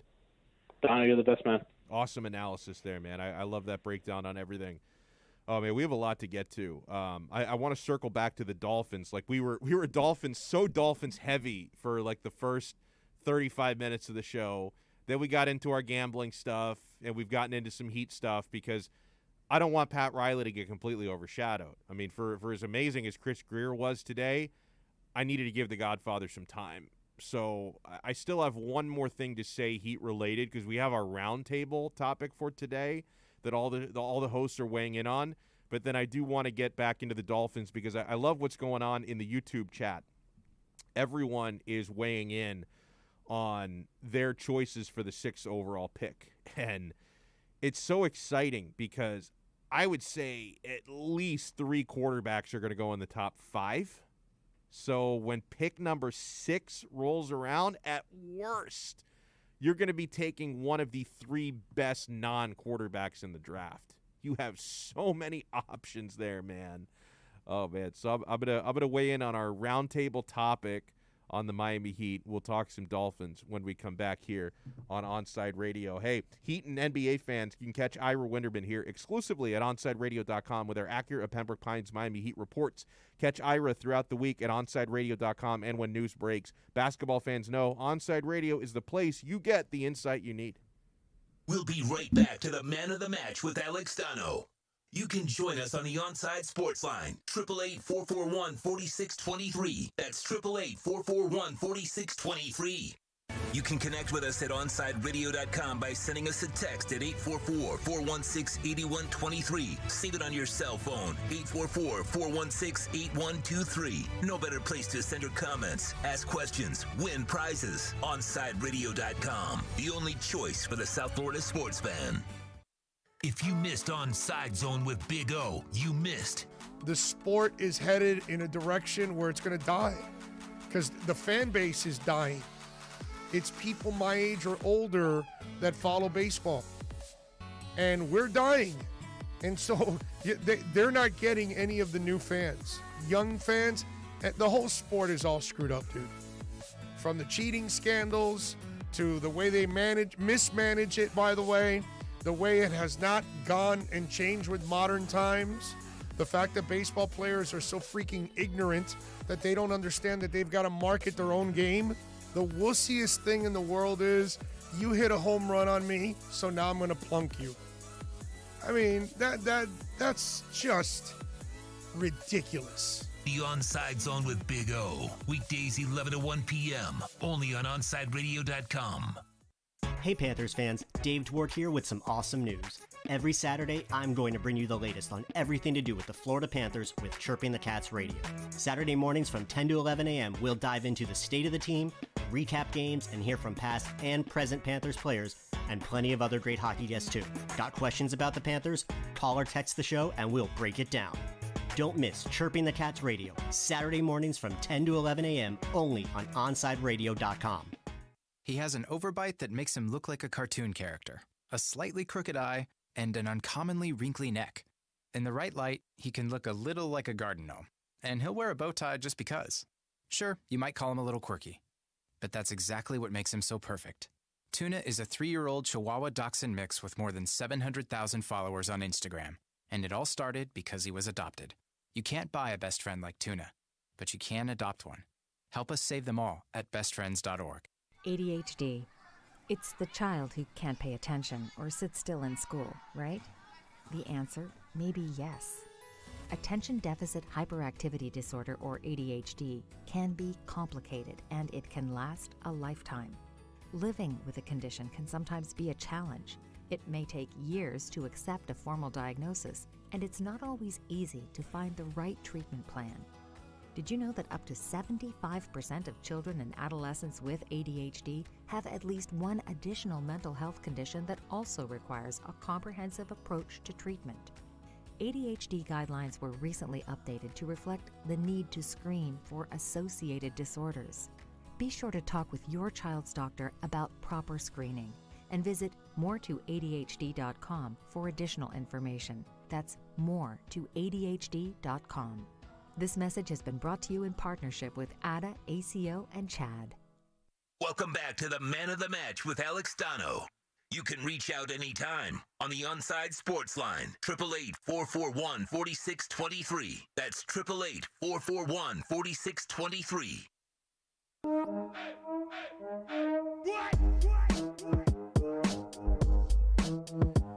So today's roundtable topic, this is the longest question I think I've ever read in my entire life, but we're going to dive into it. Has your outlook on the Heat season changed after they avoided trading away their youth in Hero, Duncan, and Nunn while adding Oladipo, Bielitsa, and possibly LaMarcus Aldridge? The only real loss was Kelly Olynyk, as Avery Bradley never really contributed this year. So what are my adjusted expectations? How deep will the Heat's playoff run be? Definitely my expectations are higher. I'm more of a believer, okay? Now, yesterday I said that the only way for me to consider it a successful season was to make another NBA Finals run, because that's where you set the bar last year. After the moves that they've made, it's possible. It really is possible, and I'll tell you why. It'd be very easy to look at the rosters and the situations and the records of other teams in the East, and yeah, it's fair to say the Brooklyn Nets are the class of the Eastern Conference, right? And then you talk about Philadelphia, you talk about Milwaukee. Miami now is right there in that conversation. And so much of this, the way things shake out in the Eastern Conference, is so much of it is going to depend on health. That includes Miami. You need all hands on deck. You need Jimmy to be right. You hope Goran is going to be right, and Bam, and obviously Victor Oladipo now. You need consistent, healthy bodies in the playoffs to make a run a possibility. But, has the Nets trio shown that they can stay healthy? What the hell's going on with Kevin Durant right now? And Kyrie has had his issues, okay? Why I would say that yesterday's trades solidify my take that the Miami Heat could end up back in the NBA Finals this year is not only did you get better in a vacuum, you got better especially defensively. I mean, Victor Oladipo brings so much length, point of attack defender, so much defensive versatility.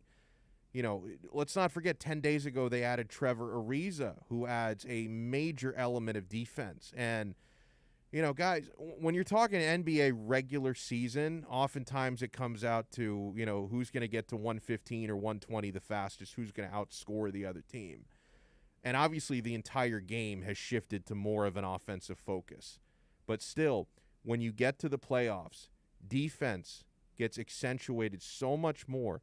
Defense matters so much more when you're playing a 7-game series against the same opponent and you make the adjustments. You have the chess match every other night, and defense gets magnified. And so the Heat have definitely made themselves a better playoff team. Now, the move that they made yesterday, it's a little bit late in terms of the regular season because you eclipsed the halfway mark a couple of weeks ago. It's too late for Miami to be the 1 seed or the 2 seed or the 3. You're fighting for the 4 at this point, which would be massive because then at least you get home court for the first round of the playoffs if you're the 4 seed. The Heat are going to be a bad matchup for anybody.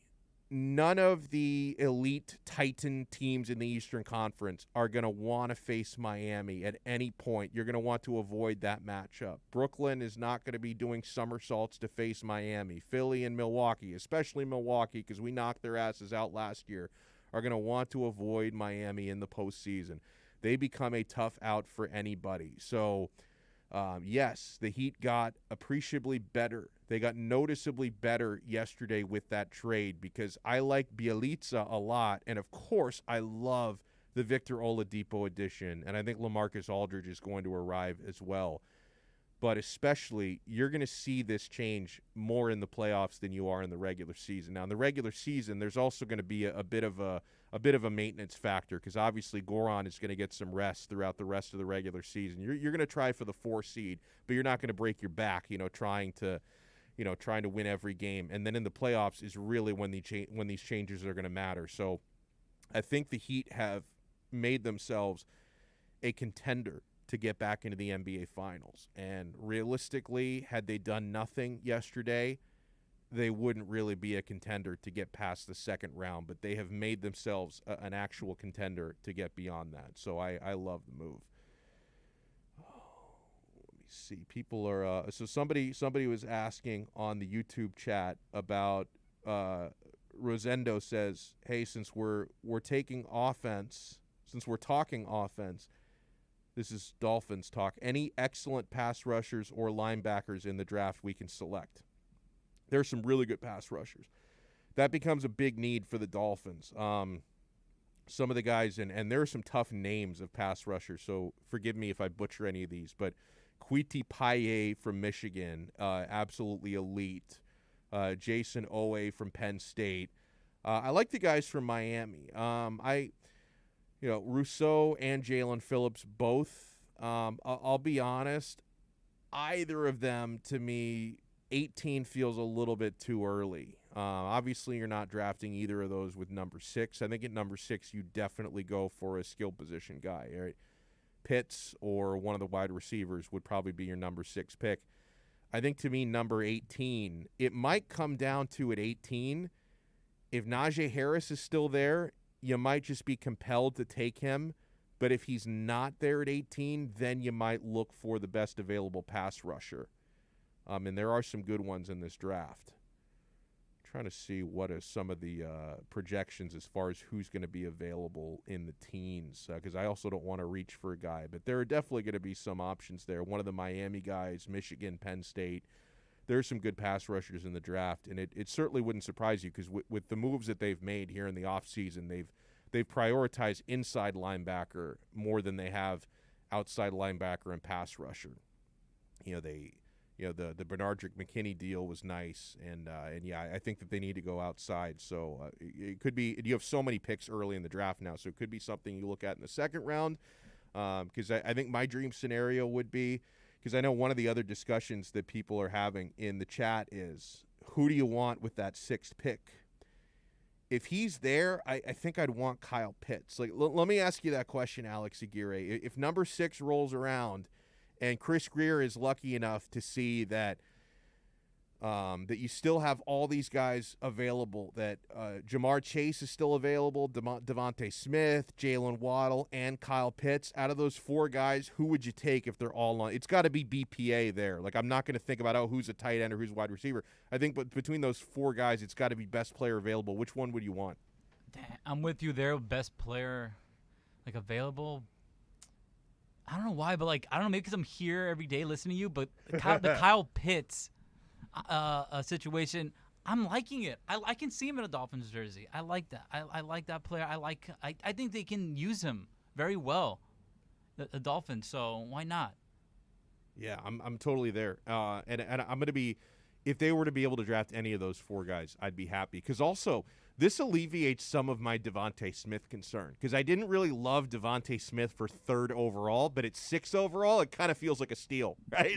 If he's there at 6th overall, it's I worry a little bit less about that 170-pound frame of his if it's the 6th overall pick and not the 3rd overall pick. We're going to talk with Omar Kelly from the South Florida Sun-Sentinel. He's going to do his weekly spot with us on the EJDconstruction.com Miami Dolphins report when we come back. I'm definitely going to open up with Omar on what Chris Grier did today. I think it was pretty goddamn masterful. So, we woke up this morning with the Dolphins possessing the 3rd overall pick in the draft. I was not expecting a trade today.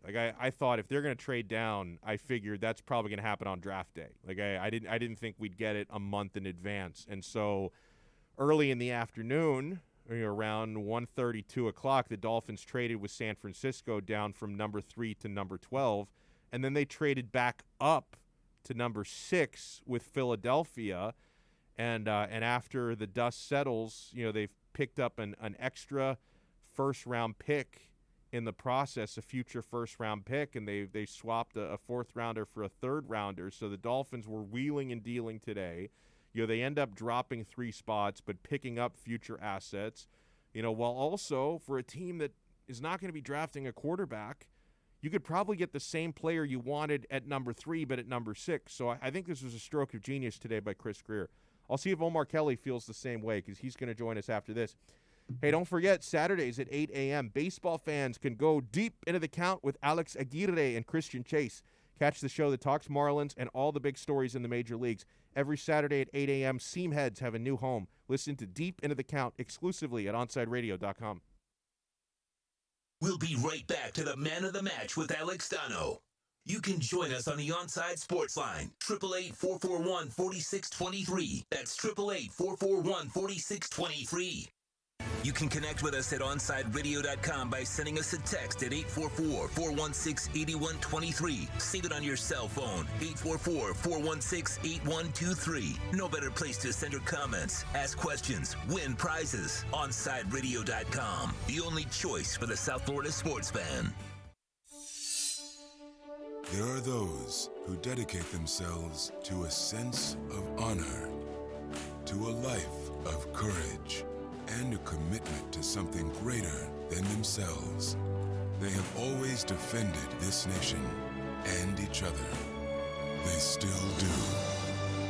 The few, the proud, the Marines. Inter Miami CF, your official furniture and mattress store, is here. City Furniture is your #1 home source for the trends you want at the prices you'll love, including exclusive City Furniture collections, the widest selection of styles, affordable home accents, mattresses starting at just $99 and more. Create the home of your dreams fast with next-day delivery, plus get 60 months special financing with no down payment. Because City Furniture is here to make it easy so everyone can live life like this, visit cityfurniture.com. Hey everybody, it's Good Greek Moving and Storage, and for over 2 decades, they've been entrusted to handle all of your moving and storage needs. And now, Good Greek is the official mover of Inter Miami CF. And if Inter Miami trusts the Good Greek, you should too. For the best move ever, whether it's across town or across the country, go to GreekMoving.com. That's GreekMoving.com for Good Greek Moving and Storage, the official movers of your Inter Miami CF. Riddle me this. With all this sizzling meat and crunchy veggies nestled between toasty flatbread, who should get credit for Papa John's new papadilla? The person who invented pizza or the person who invented folding? Well, whoever it is, a tip of the tongue hat to you, sir or madam. Get a new papadilla, 4 flavors, just $6 each. Better ingredients, better pizza, better than a sandwich. Papa John's. My daughter Brinley is here at St. Jude. Coming here was literally life or death, and it was so scary. But St. Jude is fighting for one goal, like this one mission, life. And that gave us hope. We haven't received a single bill from St. Jude, so I really can just focus on what's best for Brinley. Finding cures, saving children. Learn more at stjude.org. Keeping you informed in the world of sports.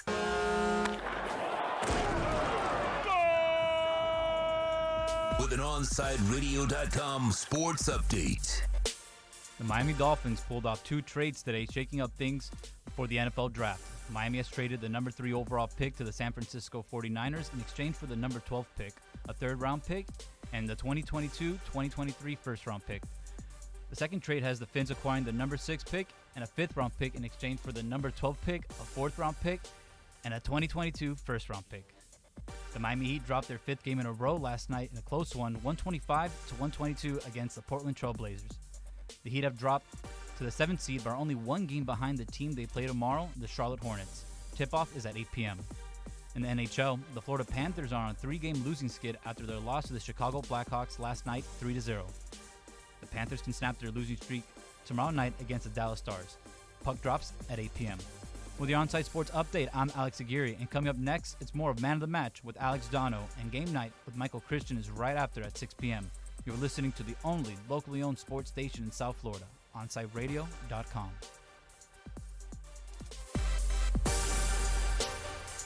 Onside Radio, the only choice for the South Florida sports fan.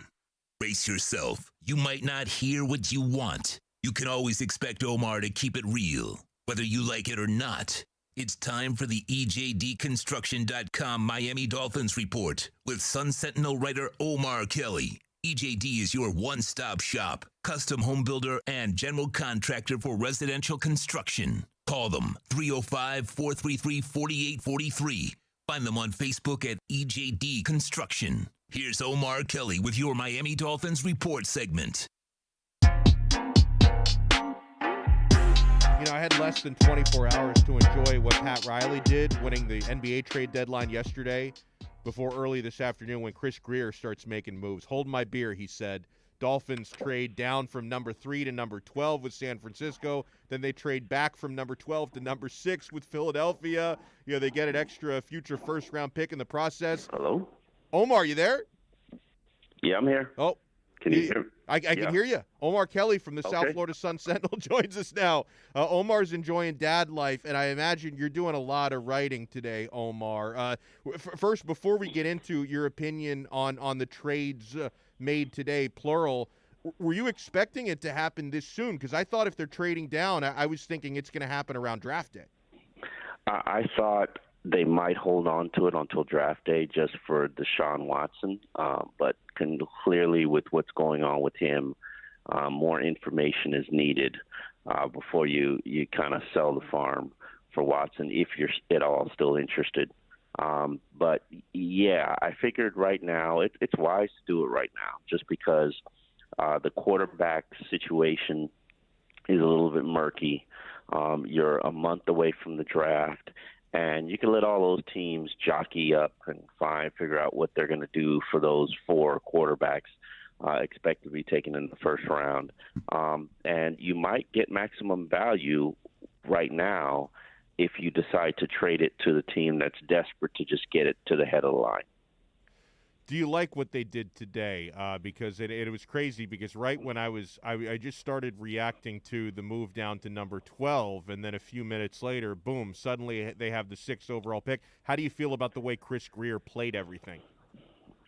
I liked it. Number one, I like the move to 12 because, as I've consistently said, including interviews with you, I don't want higher picks in this draft. I want more picks. Yes. I want future picks because I don't like this draft. I think this draft is a little bit troublesome from the standpoint you couldn't evaluate each prospect. You couldn't have a combine. You couldn't go on campus and get the word from the cafeteria lady on what you thought about Chase, Jamar Chase's attitude when he's in the lunch line. Really what got me on this thought process is the Isaiah Wilson, because lo and behold, and I know that he's no longer a Dolphin and, his life is pretty much in shambles right now. But I had him rated higher than Austin Jackson when I evaluated the offensive lineman. But I didn't know the personality issues. I didn't know, potential drug use. I didn't know, hey, he might be bipolar. And you might have gotten hint and word of that if you were on campus or, if you had the resources that the Dolphins have. And last time I checked, they spend about $3 million evaluating prospects and getting background information each year. So this year, because of COVID, and it's the second year without COVID, it's a little bit more troublesome to draft. And you got the opt-out kids, and it's so you want more picks just to hedge your bets as opposed to higher picks. That makes a lot of sense. Omar Kelly from the South Florida Sun Sentinel is with us here on Onside Radio. And another thing for me, Omar, is with how quarterback heavy I expect the first, top 5 picks to be, where I think there's going to be at least 3 quarterbacks taken in the top 5. can't Chris Greer probably say, you know what, I might be able to get the same player I wanted at number 3 and number 6 Yep. anyway? Absolutely. I can see you're a man who has thought this out. I wanted to be, this is what I wanted. I wanted to be in the top 10, the bottom half of the top 10. I wanted to trade with Carolina. And that was where I was comfortable because I pretty much felt like I was going to get the same caliber of player at 3 as opposed to at 8. But when they traded it for 12, I applauded it just because, hey, man, that's a great spot to pick a running back that I shall not name. That's to me, this draft is trash if it doesn't include him. But then when it went back up to 6, I said, okay, you know why it makes sense? From this standpoint, they are going to pretty much get, let's say they wanted Waddle. Let's say Waddle is the wide receiver that they wanted. As long as you didn't want Jamar Chase, and I said from the beginning, Jamar Chase doesn't really make sense for them because they've got 2 receivers in that similar mold. So, that are going to be here. These 2 young receivers, you already paid Devontae Parker. This is the year his contract is the biggest. He's paid like $5.5 million each year for the next 2 years, so he ain't going nowhere. He's being paid like a backup. You got Preston Williams, and trust me, Dolphin fans haven't seen the best of Preston Williams. I saw it because I watched training camp. I watched him abuse Byron Jones all training camp. You didn't get to see that receiver. So they're 2 split ends that they like already. They don't need that kind of receiver. And if you want a flanker, Devonta could be there at 6. Waddle could be there at 6. Hell, you want a tight end, Pitts will likely be there at 6. You're going to get, if you wanted offensive lineman, one of those 2 elite offensive linemen are going to be there at 6. So you're pretty much going to end up with the same player at 6 that you were going to get at 3. Yeah, that's my big thing. It's why, and obviously I liked both of the trades today. Like, even if they hadn't moved back up from 12, I still would have been happy. But the only concern that I had about 12 was, most, if not maybe even all of those players would have been off the board at 12, where most of them are still going to be on the board at number 6. Now, I do want to ask you, and you mentioned the running back you will not name. I will name him just for context. So Omar's talking about Najee Harris, who he loves and I love as well. Any chance he falls to 18? No. That's too bad. Which makes me very uncomfortable. Right now I got Arizona pegged to take him at 16. They would be, considering what they've done all offseason and the offense that they run, which is RPO based, if they don't take him at 16, they're morons. Because him in the backfield with those 3 receivers, with that quarterback, they are an undefendable offense. Wow. Let me ask you something. For number 18, an area, I focus so much on offense, but I want to give defense its due because, an area that the Dolphins are going to need to address is pass rusher. So what do you like that could be available around number 18? There are 3 defensive ends that I think can get the job done. The Michigan kid and 2 UM players. Now, it depends on what your flavor is or what you like or the background, because I don't know both of these UM players, their personalities, their motors. I do know I liked Greg Rousseau last year. I haven't seen him for a full year, but I thought there were holes in his game last year. And when you look at his film closely, you see those holes. They're very glaring and very obvious, which makes me think he's not going to be selected in the first half. And he's really, first half of the first round, he's really going to be pushed up because of supply and demand. Right. Everybody has a need for defensive end. There is no supply in this draft. Like defensive end or edge is the worst position in this draft. I like the Georgia outside linebacker. I like the Texas outside linebacker. But both of them have holes in their games. Now, they can do what the Dolphins need them to do. So that's intriguing. If it's 18 there, cool. But right now, the Michigan kid is, and I deal with schools and numbers because the names just get confusing to me. Paye, I think. Hold on. It's Quiti Paye. All three of the guys that I told you their schools, their names are ridiculously complicated. Yeah, what is up with these? Like, what? I guess if you have a really hard to pronounce last name, you're going to end up being an all-pro defensive end. I think that's the way this works. You know what's funny, and I got to look it up. There's a huge football influx of Africans right now. That's you've seen it in the NBA for quite a while. Oh yeah. But now it's just it's really soccer as well. By the way, it's like a revolution throughout sports. Yeah, and right now, you might want to take advantage of that because these guys are just learning the sport, and they're young, and they're just athletically blessed.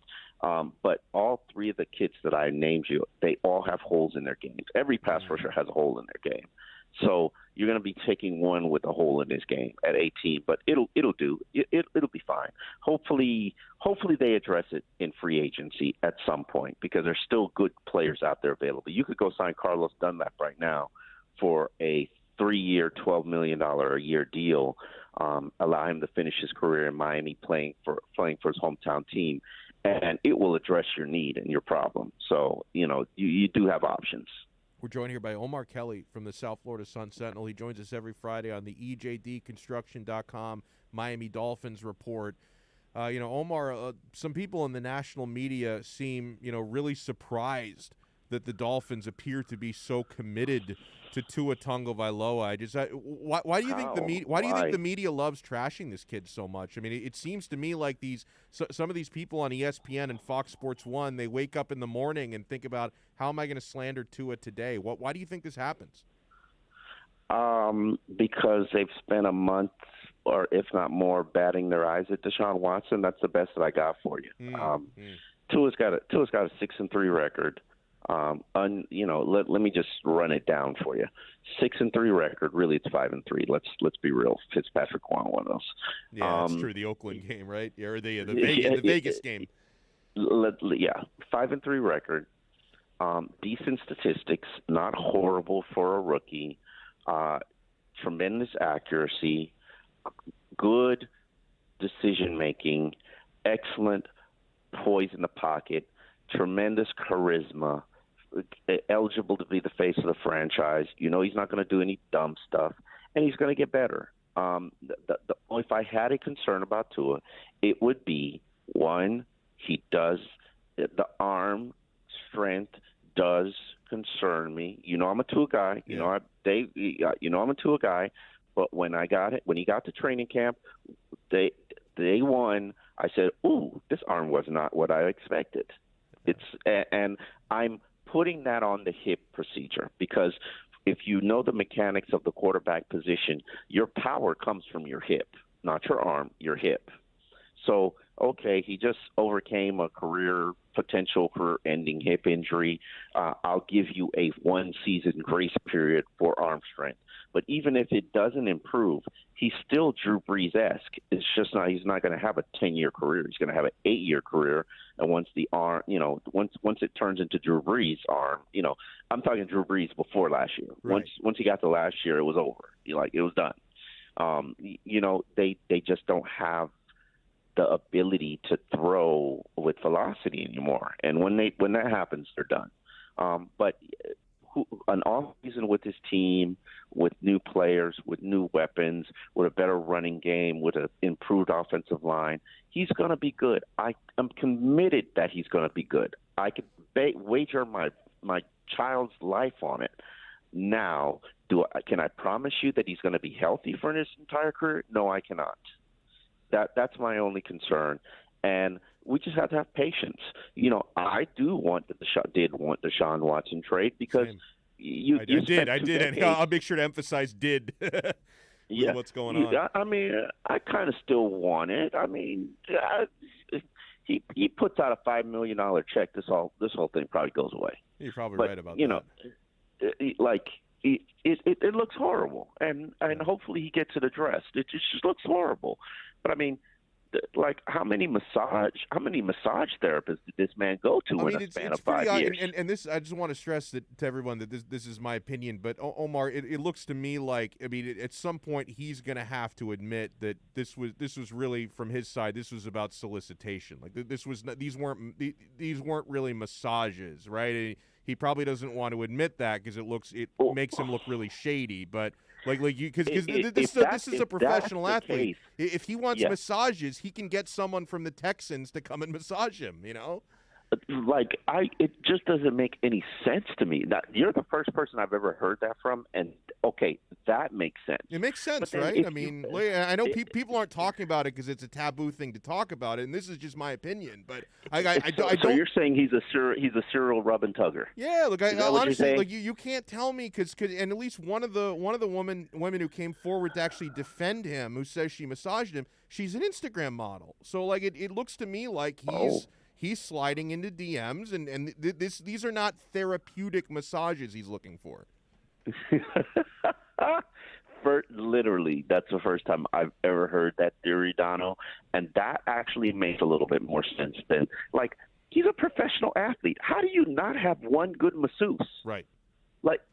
Like, how do you not have one good masseuse? Like, do you need a massage he was every in city you travel to? Right. Well, and at least one of those, because the one where the text messages were released, like she came to Houston, so it's not like he was out of town somewhere. He was in Houston, so he could have had the Texans massage therapist work on him. Instead, he goes elsewhere.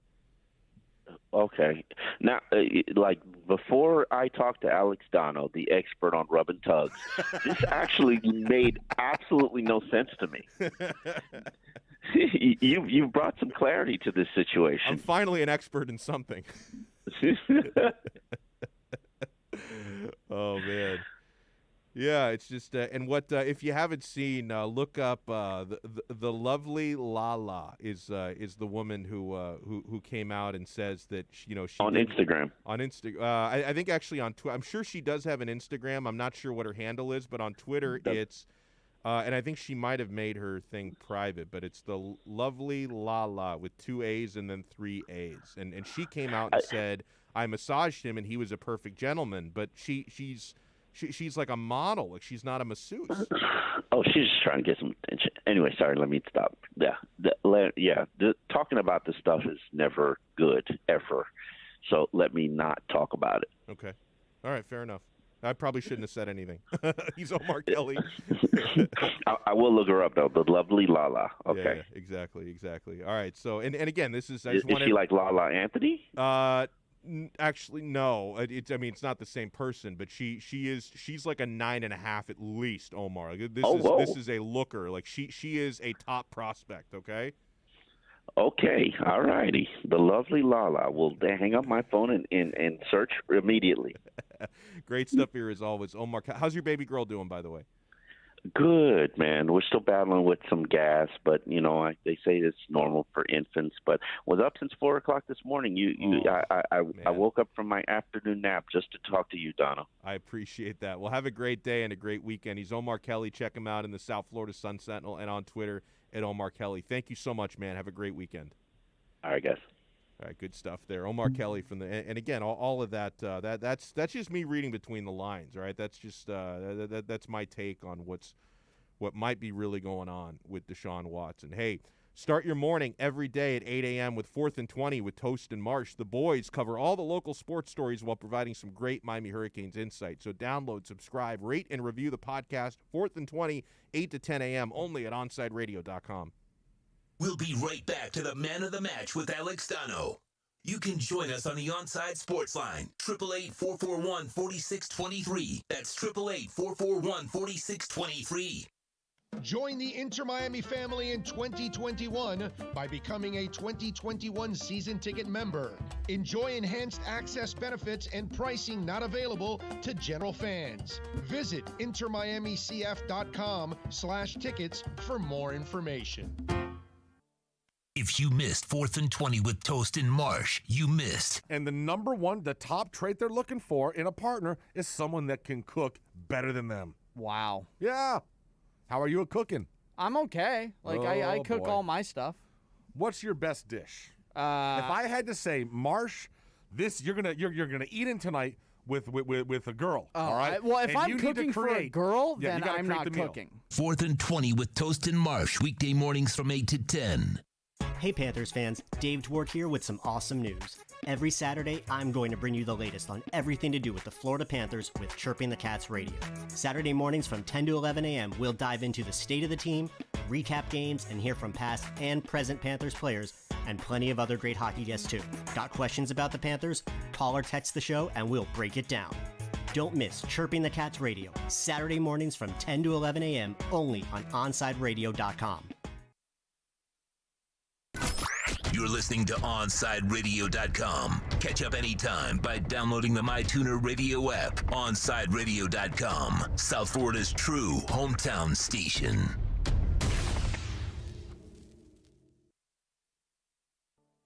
Inter Miami CF, your official furniture and mattress store, is here. City Furniture is your #1 home source for the trends you want at the prices you'll love, including exclusive City Furniture collections, the widest selection of styles, affordable home accents, mattresses starting at just $99 and more. Create the home of your dreams fast with next-day delivery, plus get 60 months special financing with no down payment. Because City Furniture is here to make it easy so everyone can live life like this, visit cityfurniture.com. You're listening to the station with more live and local sports talk than anyone else in South Florida. OnsideRadio.com. Broadcasting from South Florida to the world. Can I get a captain? Captain and what? Captain and Ginger. I can't hear you. Captain and Ginger. He was a captain and ginger. Captain and ginger. He was a captain and ginger. Captain Morgan, official partner of Major League Soccer.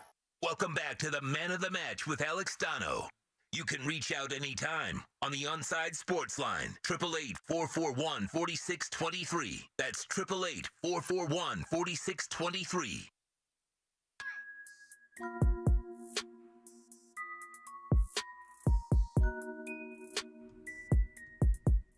Huge thanks again to Omar Kelly from the South Florida Sun Sentinel for joining us. Going to be a quick segment here to wrap up the hour because we went a little long with Omar. At 5:20, we're going to talk with Juan Cardona, a host of Juan on Juan here weekends on Onside Radio. He is chomping at the bit to talk about the Dolphins after the moves that he made, after the moves that Chris Greer made today. The Raging Dolphins Maniac says on YouTube, at least Tua will get a fair shot now. If he doesn't get it done, then Deshaun Watson could still be an option. Yeah, I mean, you never know what the future's going to hold for Deshaun Watson. Things don't look so good for him right now, but we've seen, and we don't even know if he's guilty of anything yet. We've seen players come back and play in the NFL after getting convicted of worse things than he's being accused of. So you never know how this might happen for him in the National Football League. As far as the Dolphins go, I like Tua, and I think Tua could succeed. I think he can succeed, and I hope he will succeed. The Dolphins still have some flexibility because after all of these moves you made, you do have an extra future first-round pick, a 2023 extra future first-round pick. So you actually have you have more capital than you did before making this deal, 2 deals that you made today. So, yeah, if catastrophe strikes at the quarterback position and a year from now you decide you need to go in another direction and need to trade up and get somebody, or hell, I don't want this to happen, but if Tua really struggles this season, you may lose enough games to have a higher draft pick. Although I think now you're actually going to have San Francisco's first round pick, not yours. So if the Dolphins are bad and the Niners are really good, then you're up Schitt's Creek. So I hope that doesn't happen. 844-416-8123. That's 844-416-8123. So we got the 5 o'clock hour coming up. I still have to get into our Foodie Friday conversation. I got to get Alex Aguirre in on this. So let me set the table on it. My original motivation for Foodie Friday, I changed it in light of the events that have happened today, okay? My wife tells me today that she's had a really exhausting, bad week. She works in a hospital. She's a sonographer, and she works overnights. So she deals with ER patients overnight, and it can get to be a real pain in the ass when you're having a tough week. And so she tells me this morning, she's like, for dinner tonight, I want to get takeout and I want to get some junk food because I've had a really, really bad week, right? So my initial Foodie Friday discussion was going to be, what are your go-to comfort foods? You know, you're having a tough day, tough week. But then, like, my brain is going in 100 different directions, and then I see these moves the Dolphins make. For me, my wife may have had a bad week. I've had an awesome week, right? Because Pat Riley wins the trade deadline yesterday, and Chris Greer is wheeling and dealing today. So forget about comfort foods. What's your celebration meal? Like, what is your go-to celebration meal? What are you going to be eating and drinking tonight and throughout the weekend to celebrate the Godfather winning the NBA trade deadline and Chris Greer making great moves today for the Miami Dolphins, trading these picks in the draft? What is your go-to food-alcohol combo to celebrate? What are you going with this evening? We'll take your suggestions and your submissions when we come back. You are listening to the only locally owned sports station in South Florida. We are OnSideRadio.com. We'll be right back to the Man of the Match with Alex Donno. You can join us on the Onside Sports Line, 888-441-4623. That's 888-441-4623. Hey everybody, it's Good Greek Moving and Storage, and for over 2 decades, they've been entrusted to handle all of your moving and storage needs. And now, Good Greek is the official mover of Inter Miami CF. And if Inter Miami trusts the Good Greek, you should too. For the best move ever, whether it's across town or across the country, go to GreekMoving.com. That's GreekMoving.com for Good Greek Moving and Storage, the official movers of your Inter Miami CF. Miami Dolphins fans can always count on the best coverage at OnSideRadio.com.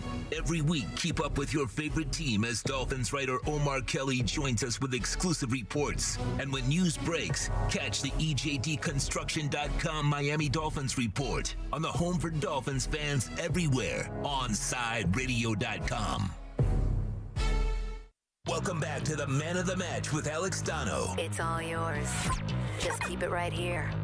You can reach out anytime on the Onside Sports Line, 888-441-4623. That's 888-441-4623. Yeah, 5 o'clock hour, a Man of the Match with Alex Donno. Oh, I'm Alex Donno here on OnSideRadio.com, taking you until 6 o'clock tonight, so one more hour before we hand it off to Michael Christian, who hosts Game Night, which is an awesome show.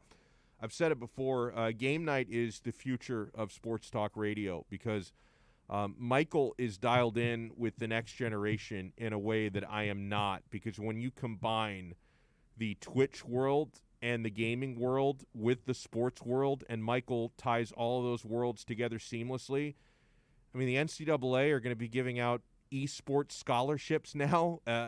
You see esports being played on freaking ESPN and all over television now. And Michael is very much a part of that world, and he's also awesome at breaking down conventional sports. That's the future of sports talk radio. What Michael Christian does from 6 to 7 o'clock is something you're going to be commonly hearing on radio stations 5-10 years from now, and maybe 2026 to 2030. You're going to be hearing this sort of stuff, and Michael Christian's doing it here in 2021 on OnSideRadio.com. So he does a truly awesome job. Okay, so I want to know how you guys are celebrating the big moves today, because and I know most of the people listening to us fall into both of these categories. If you're a Miami Heat fan and you're a Miami Dolphins fan, you got some reason to celebrate. This is not quite championship-winning caliber stuff here. But a huge part of the sports that we love are trades and acquisitions, because that's how you set up a team for future success. You remember the way that we celebrated that July night in the summer of 2010 when LeBron James announced he was coming to Miami, taking his talents to South Beach. The next day you had that pep rally at the American Airlines Arena, and, we celebrated as if it was a championship. Now, 2 championships did come from those moves, but off-season acquisitions and trades are fantastic. And the Miami Heat president and the Dolphins GM both hit it out of the park. Riley hitting out of the park yesterday, acquiring Oladipo and Bjelica, and Chris Greer hitting it out of the park today with the moves that he made, where now the Dolphins have the 6th overall pick. and they've got an extra future first rounder. And I think you're still going to be able to get probably the same player at number 6 that you would have taken at number 3. So I would call it a master stroke and a stroke of genius. What's your go-to celebration meal? I've got a couple of them, and you'd be very shocked to know that my go-to celebration food alcohol combos possibly don't include Italian food, which is my wheelhouse, right? Because my family is Italian, and I love Italian food is the ultimate. But like for me, eating Italian food is an every night thing. So I don't know, Alex, if I'm putting together a celebratory meal tonight to honor what Pat Riley did yesterday and what Chris Greer did today, I'm thinking in a couple of different directions. And these are going to be food alcohol combos, okay? I love loaded nachos and margaritas. Fill up my stomach with loaded nachos and knock down a tequila-based beverage. And I'm also a big fan of the sushi and sake combination. I like to get a little exotic with one of my food combinations here. Those are a couple of go-to celebratory meals. Now, if I really wanted to do it up big tonight, maybe I go to a steakhouse, but it's probably not that sort of an evening. But I love tacos and tequila or nachos and margaritas, and I'm a big fan of sushi and sake. Maybe for some of you, like lobster and champagne might be the way you celebrate tonight, but I'm thinking I might go like loaded nachos and margaritas tonight or some good sushi and sake. What are you thinking? Well, for me, I don't know. Like, when you asked me that question last segment, my mind instantly went to, like, junk food. And that's fine, right? If that's where you go with your gut, right? Like, your first impulse is usually correct. True. So instantly my mind went to, like, ribs and chicken wings and beer. So good. And, like, just cold beer. Like, just celebrating with, like, with the boys and just, like, having a good time. Like, you know, just, like, yeah, we're up to something here down in South Florida. Yeah, we are. Oh, we're getting some good submissions, by the way. I think, you know what? I think my finalist for tonight. What's up? I think I'm going to go loaded nachos and margaritas. That was, you know. That's going to be my go-to, man. Like burritos and tacos was like my second choice. I'm a big burrito person. So am I. I like that too. So that was up there as well. And pizza, yeah, that'll probably be like top 3. That'll probably be third. A good pizza is up there. A good pizza's up there. And I know if our guy Tito is listening, Mm-hmm. I think he told me off air that his go-to would have been pizza, which is great. I mean, I could eat pizza on almost any occasion. For sure. There's something to me, though, about nachos and margaritas. So we're getting some good submissions here on the YouTube chat. Rosendo says, my celebration meal is sour cream, potatoes, asparagus, and a filet mignon steak. Medium well? The hell are you doing, Rosendo? You're burning your steak. Medium well.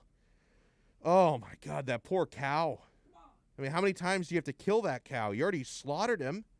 You got to burn the meat as well? I mean, I love, to be fair, I love that entire meal except for the way you cook your steak. I'm a medium rare guy. But I don't want to completely trash Rosendo because outside of his steak being on for a little bit too long, it sounds delicious, right? Baked potato, sour cream, asparagus, filet mignon steak, a glass of St. Augustine San Sebastian red wine. That's solid. I mean, you leave your steak on a little bit too long, but the rest of that sounds really good. Herman says, red sauce meat lasagna, garlic bread, and red wine. Oh, that is so good. You know, I used to have one of my many superstitions back when the Heat used to win championships was before games I had to eat ravioli. Like ravioli with red sauce was a pregame meal. The Heat always won when I ate ravioli and red sauce pregame. So that's a good shout. The Raging Dolphins Maniac says pizza, wings, chili, and a margarita or 2. I like all those things. I don't know if I've ever thought about, like, pizza and wings can go together pretty well. Like, if you ever go to, like, Anthony's Coal Fire, I actually like their wings more than I like their pizza. But the grill, the baked wings, like, they put them in the super hot oven and they got the onions. The wings at Anthony's Coal Fire are so good. And the wings and the pizza pair together.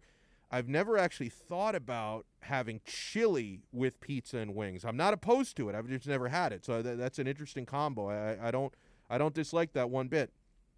Rosendo says, sorry, I'll end it with a cigar. I mean, you might as well smoke a cigar after you oversmoke that meat. Let me see. Oh, Enrique says, for me, it's steak, rice, and beans. I love that. Rafa in Miami says, I would go sushi, but only if it's an all-you-can-eat buffet. But tonight, I am celebrating with tacos, he says.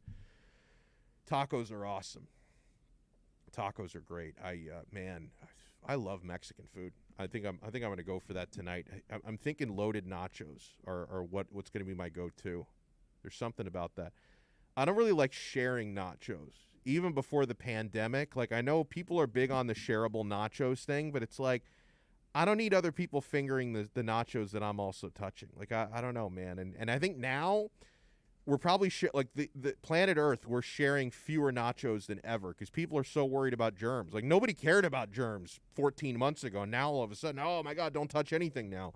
So I doubt anybody's sharing nachos these days. But I've, maybe like with my wife, because I kind of trust her. I'd share nachos with my wife, but I don't want to share nachos with strangers. Something about other people touching the same nachos. Herman says, nachos from where? I actually like Herman down. They have several locations around. I'm not sure about Broward County, but Dade County, where I live, they've got several. There's a spot called the Cantina Grill, and they do like it's kind of like a Chipotle type of thing. They have similar options, but I like their loaded nachos really good because they give you a super generous portion. Like they give you a ton of chips. And then, you load up your meat and your beans and your vegetables, and they got the queso sauce and everything. Every time I eat the loaded nachos from there, I gain a good 7 pounds. But sometimes it's worth it, man. Sometimes it's worth it. Bromar Smelly says, 2 Coronas and an 8-ball. Ah, that sounds like a party. Oh, my God. Woo. And you know what? That works whether you're celebrating or you're depressed. I think that combination works either way. Yeah, Rafa says, I don't like sharing nachos either. That's funny. I don't know. Does anybody like sharing nachos? I guess, like, people do it, right? Like, if you ever, if you go to, like, the Ale House, and they changed their nachos recently, but they used to have the giant, like, shareable chicken nachos, which was enough to feed, like, 6 people. And then everyone just, they dig their hands into the nachos. It's like, I don't know where your hands have been. I don't need you touching my chips. It's a little bit weird. Oh, man. I'm getting really hungry, says the Raging Dolphins maniac. That's what I'm here for. I'm here to make everybody overeat this weekend. So my wife and I are both going to be eating like champions tonight. She's going to be eating because she had a really tough week at work. I'm going to be eating because I'm celebrating the Godfather, Pat Riley. I got to pick up some wine and some beer though because I had like half of a bottle of red wine left. And I finished it doing hangover time last night because I was on with Alphonse Sidney and the crew after the Heat game. They do the live stream for Miami Heat Beat, and everybody drinks on there. So I finished my my red wine. I don't have anything at home. I might pick up some Biscayne Bay brews, some Tropical Bay IPA, or a Miami Pale Ale today. I got to have something. Actually, if I'm doing the nachos, I'm doing margaritas. So I got to pick up some margarita mix. It is going to be a fiesta tonight. Absolutely. With Greer's trade, Texans fans aren't having any dinner tonight. Laramie Tunsil has got to be on the Dolphins' Ring of Honor. That the Dolphins have turned Laramie Tunsil into how many first-round picks now? I mean, at one point it was like 4, but I guess it's back down to 3 since you dealt one of them with Philly to move back up. But, like, all of this, like, we're still going to be trading pieces of Laramie Tunsil. Like, not literally. He's still in his entirety. But we're going to be trading pieces of Laramie Tunsil for, like, the next 10 years. Because none of these trades happen without the Laramie Tunsil trade with the Texans 2 years ago. He's the most important player in Miami Dolphins history. This is going to end up being our version of the Herschel Walker trade. The Laramie Tunsil trade I think it's already qualifying as the best trade the Miami Dolphins have ever made. It is absolutely spectacular. 8-4, and also he talked about Houston Texans fans not eating tonight. What about Houston Rockets fans? They got nothing left? Miami has pillaged the city of Houston. Like, we have left nothing. You know, all Houston has left is their star quarterback who doesn't want to be there, and he's been being sued by 24 women. That's all they have left, right? We got Victor Oladipo out of there. There's nothing. I mean, we left them with Laramie Tunsil. We got like 20 first-round picks in return. Jeez, this is wild. Oh, man. There's something I have to talk about later before we wrap it up tonight. I was reading the quotes of this rant to Alex pre-show. This Southwest Airlines pilot was caught on a hot mic, and he went on this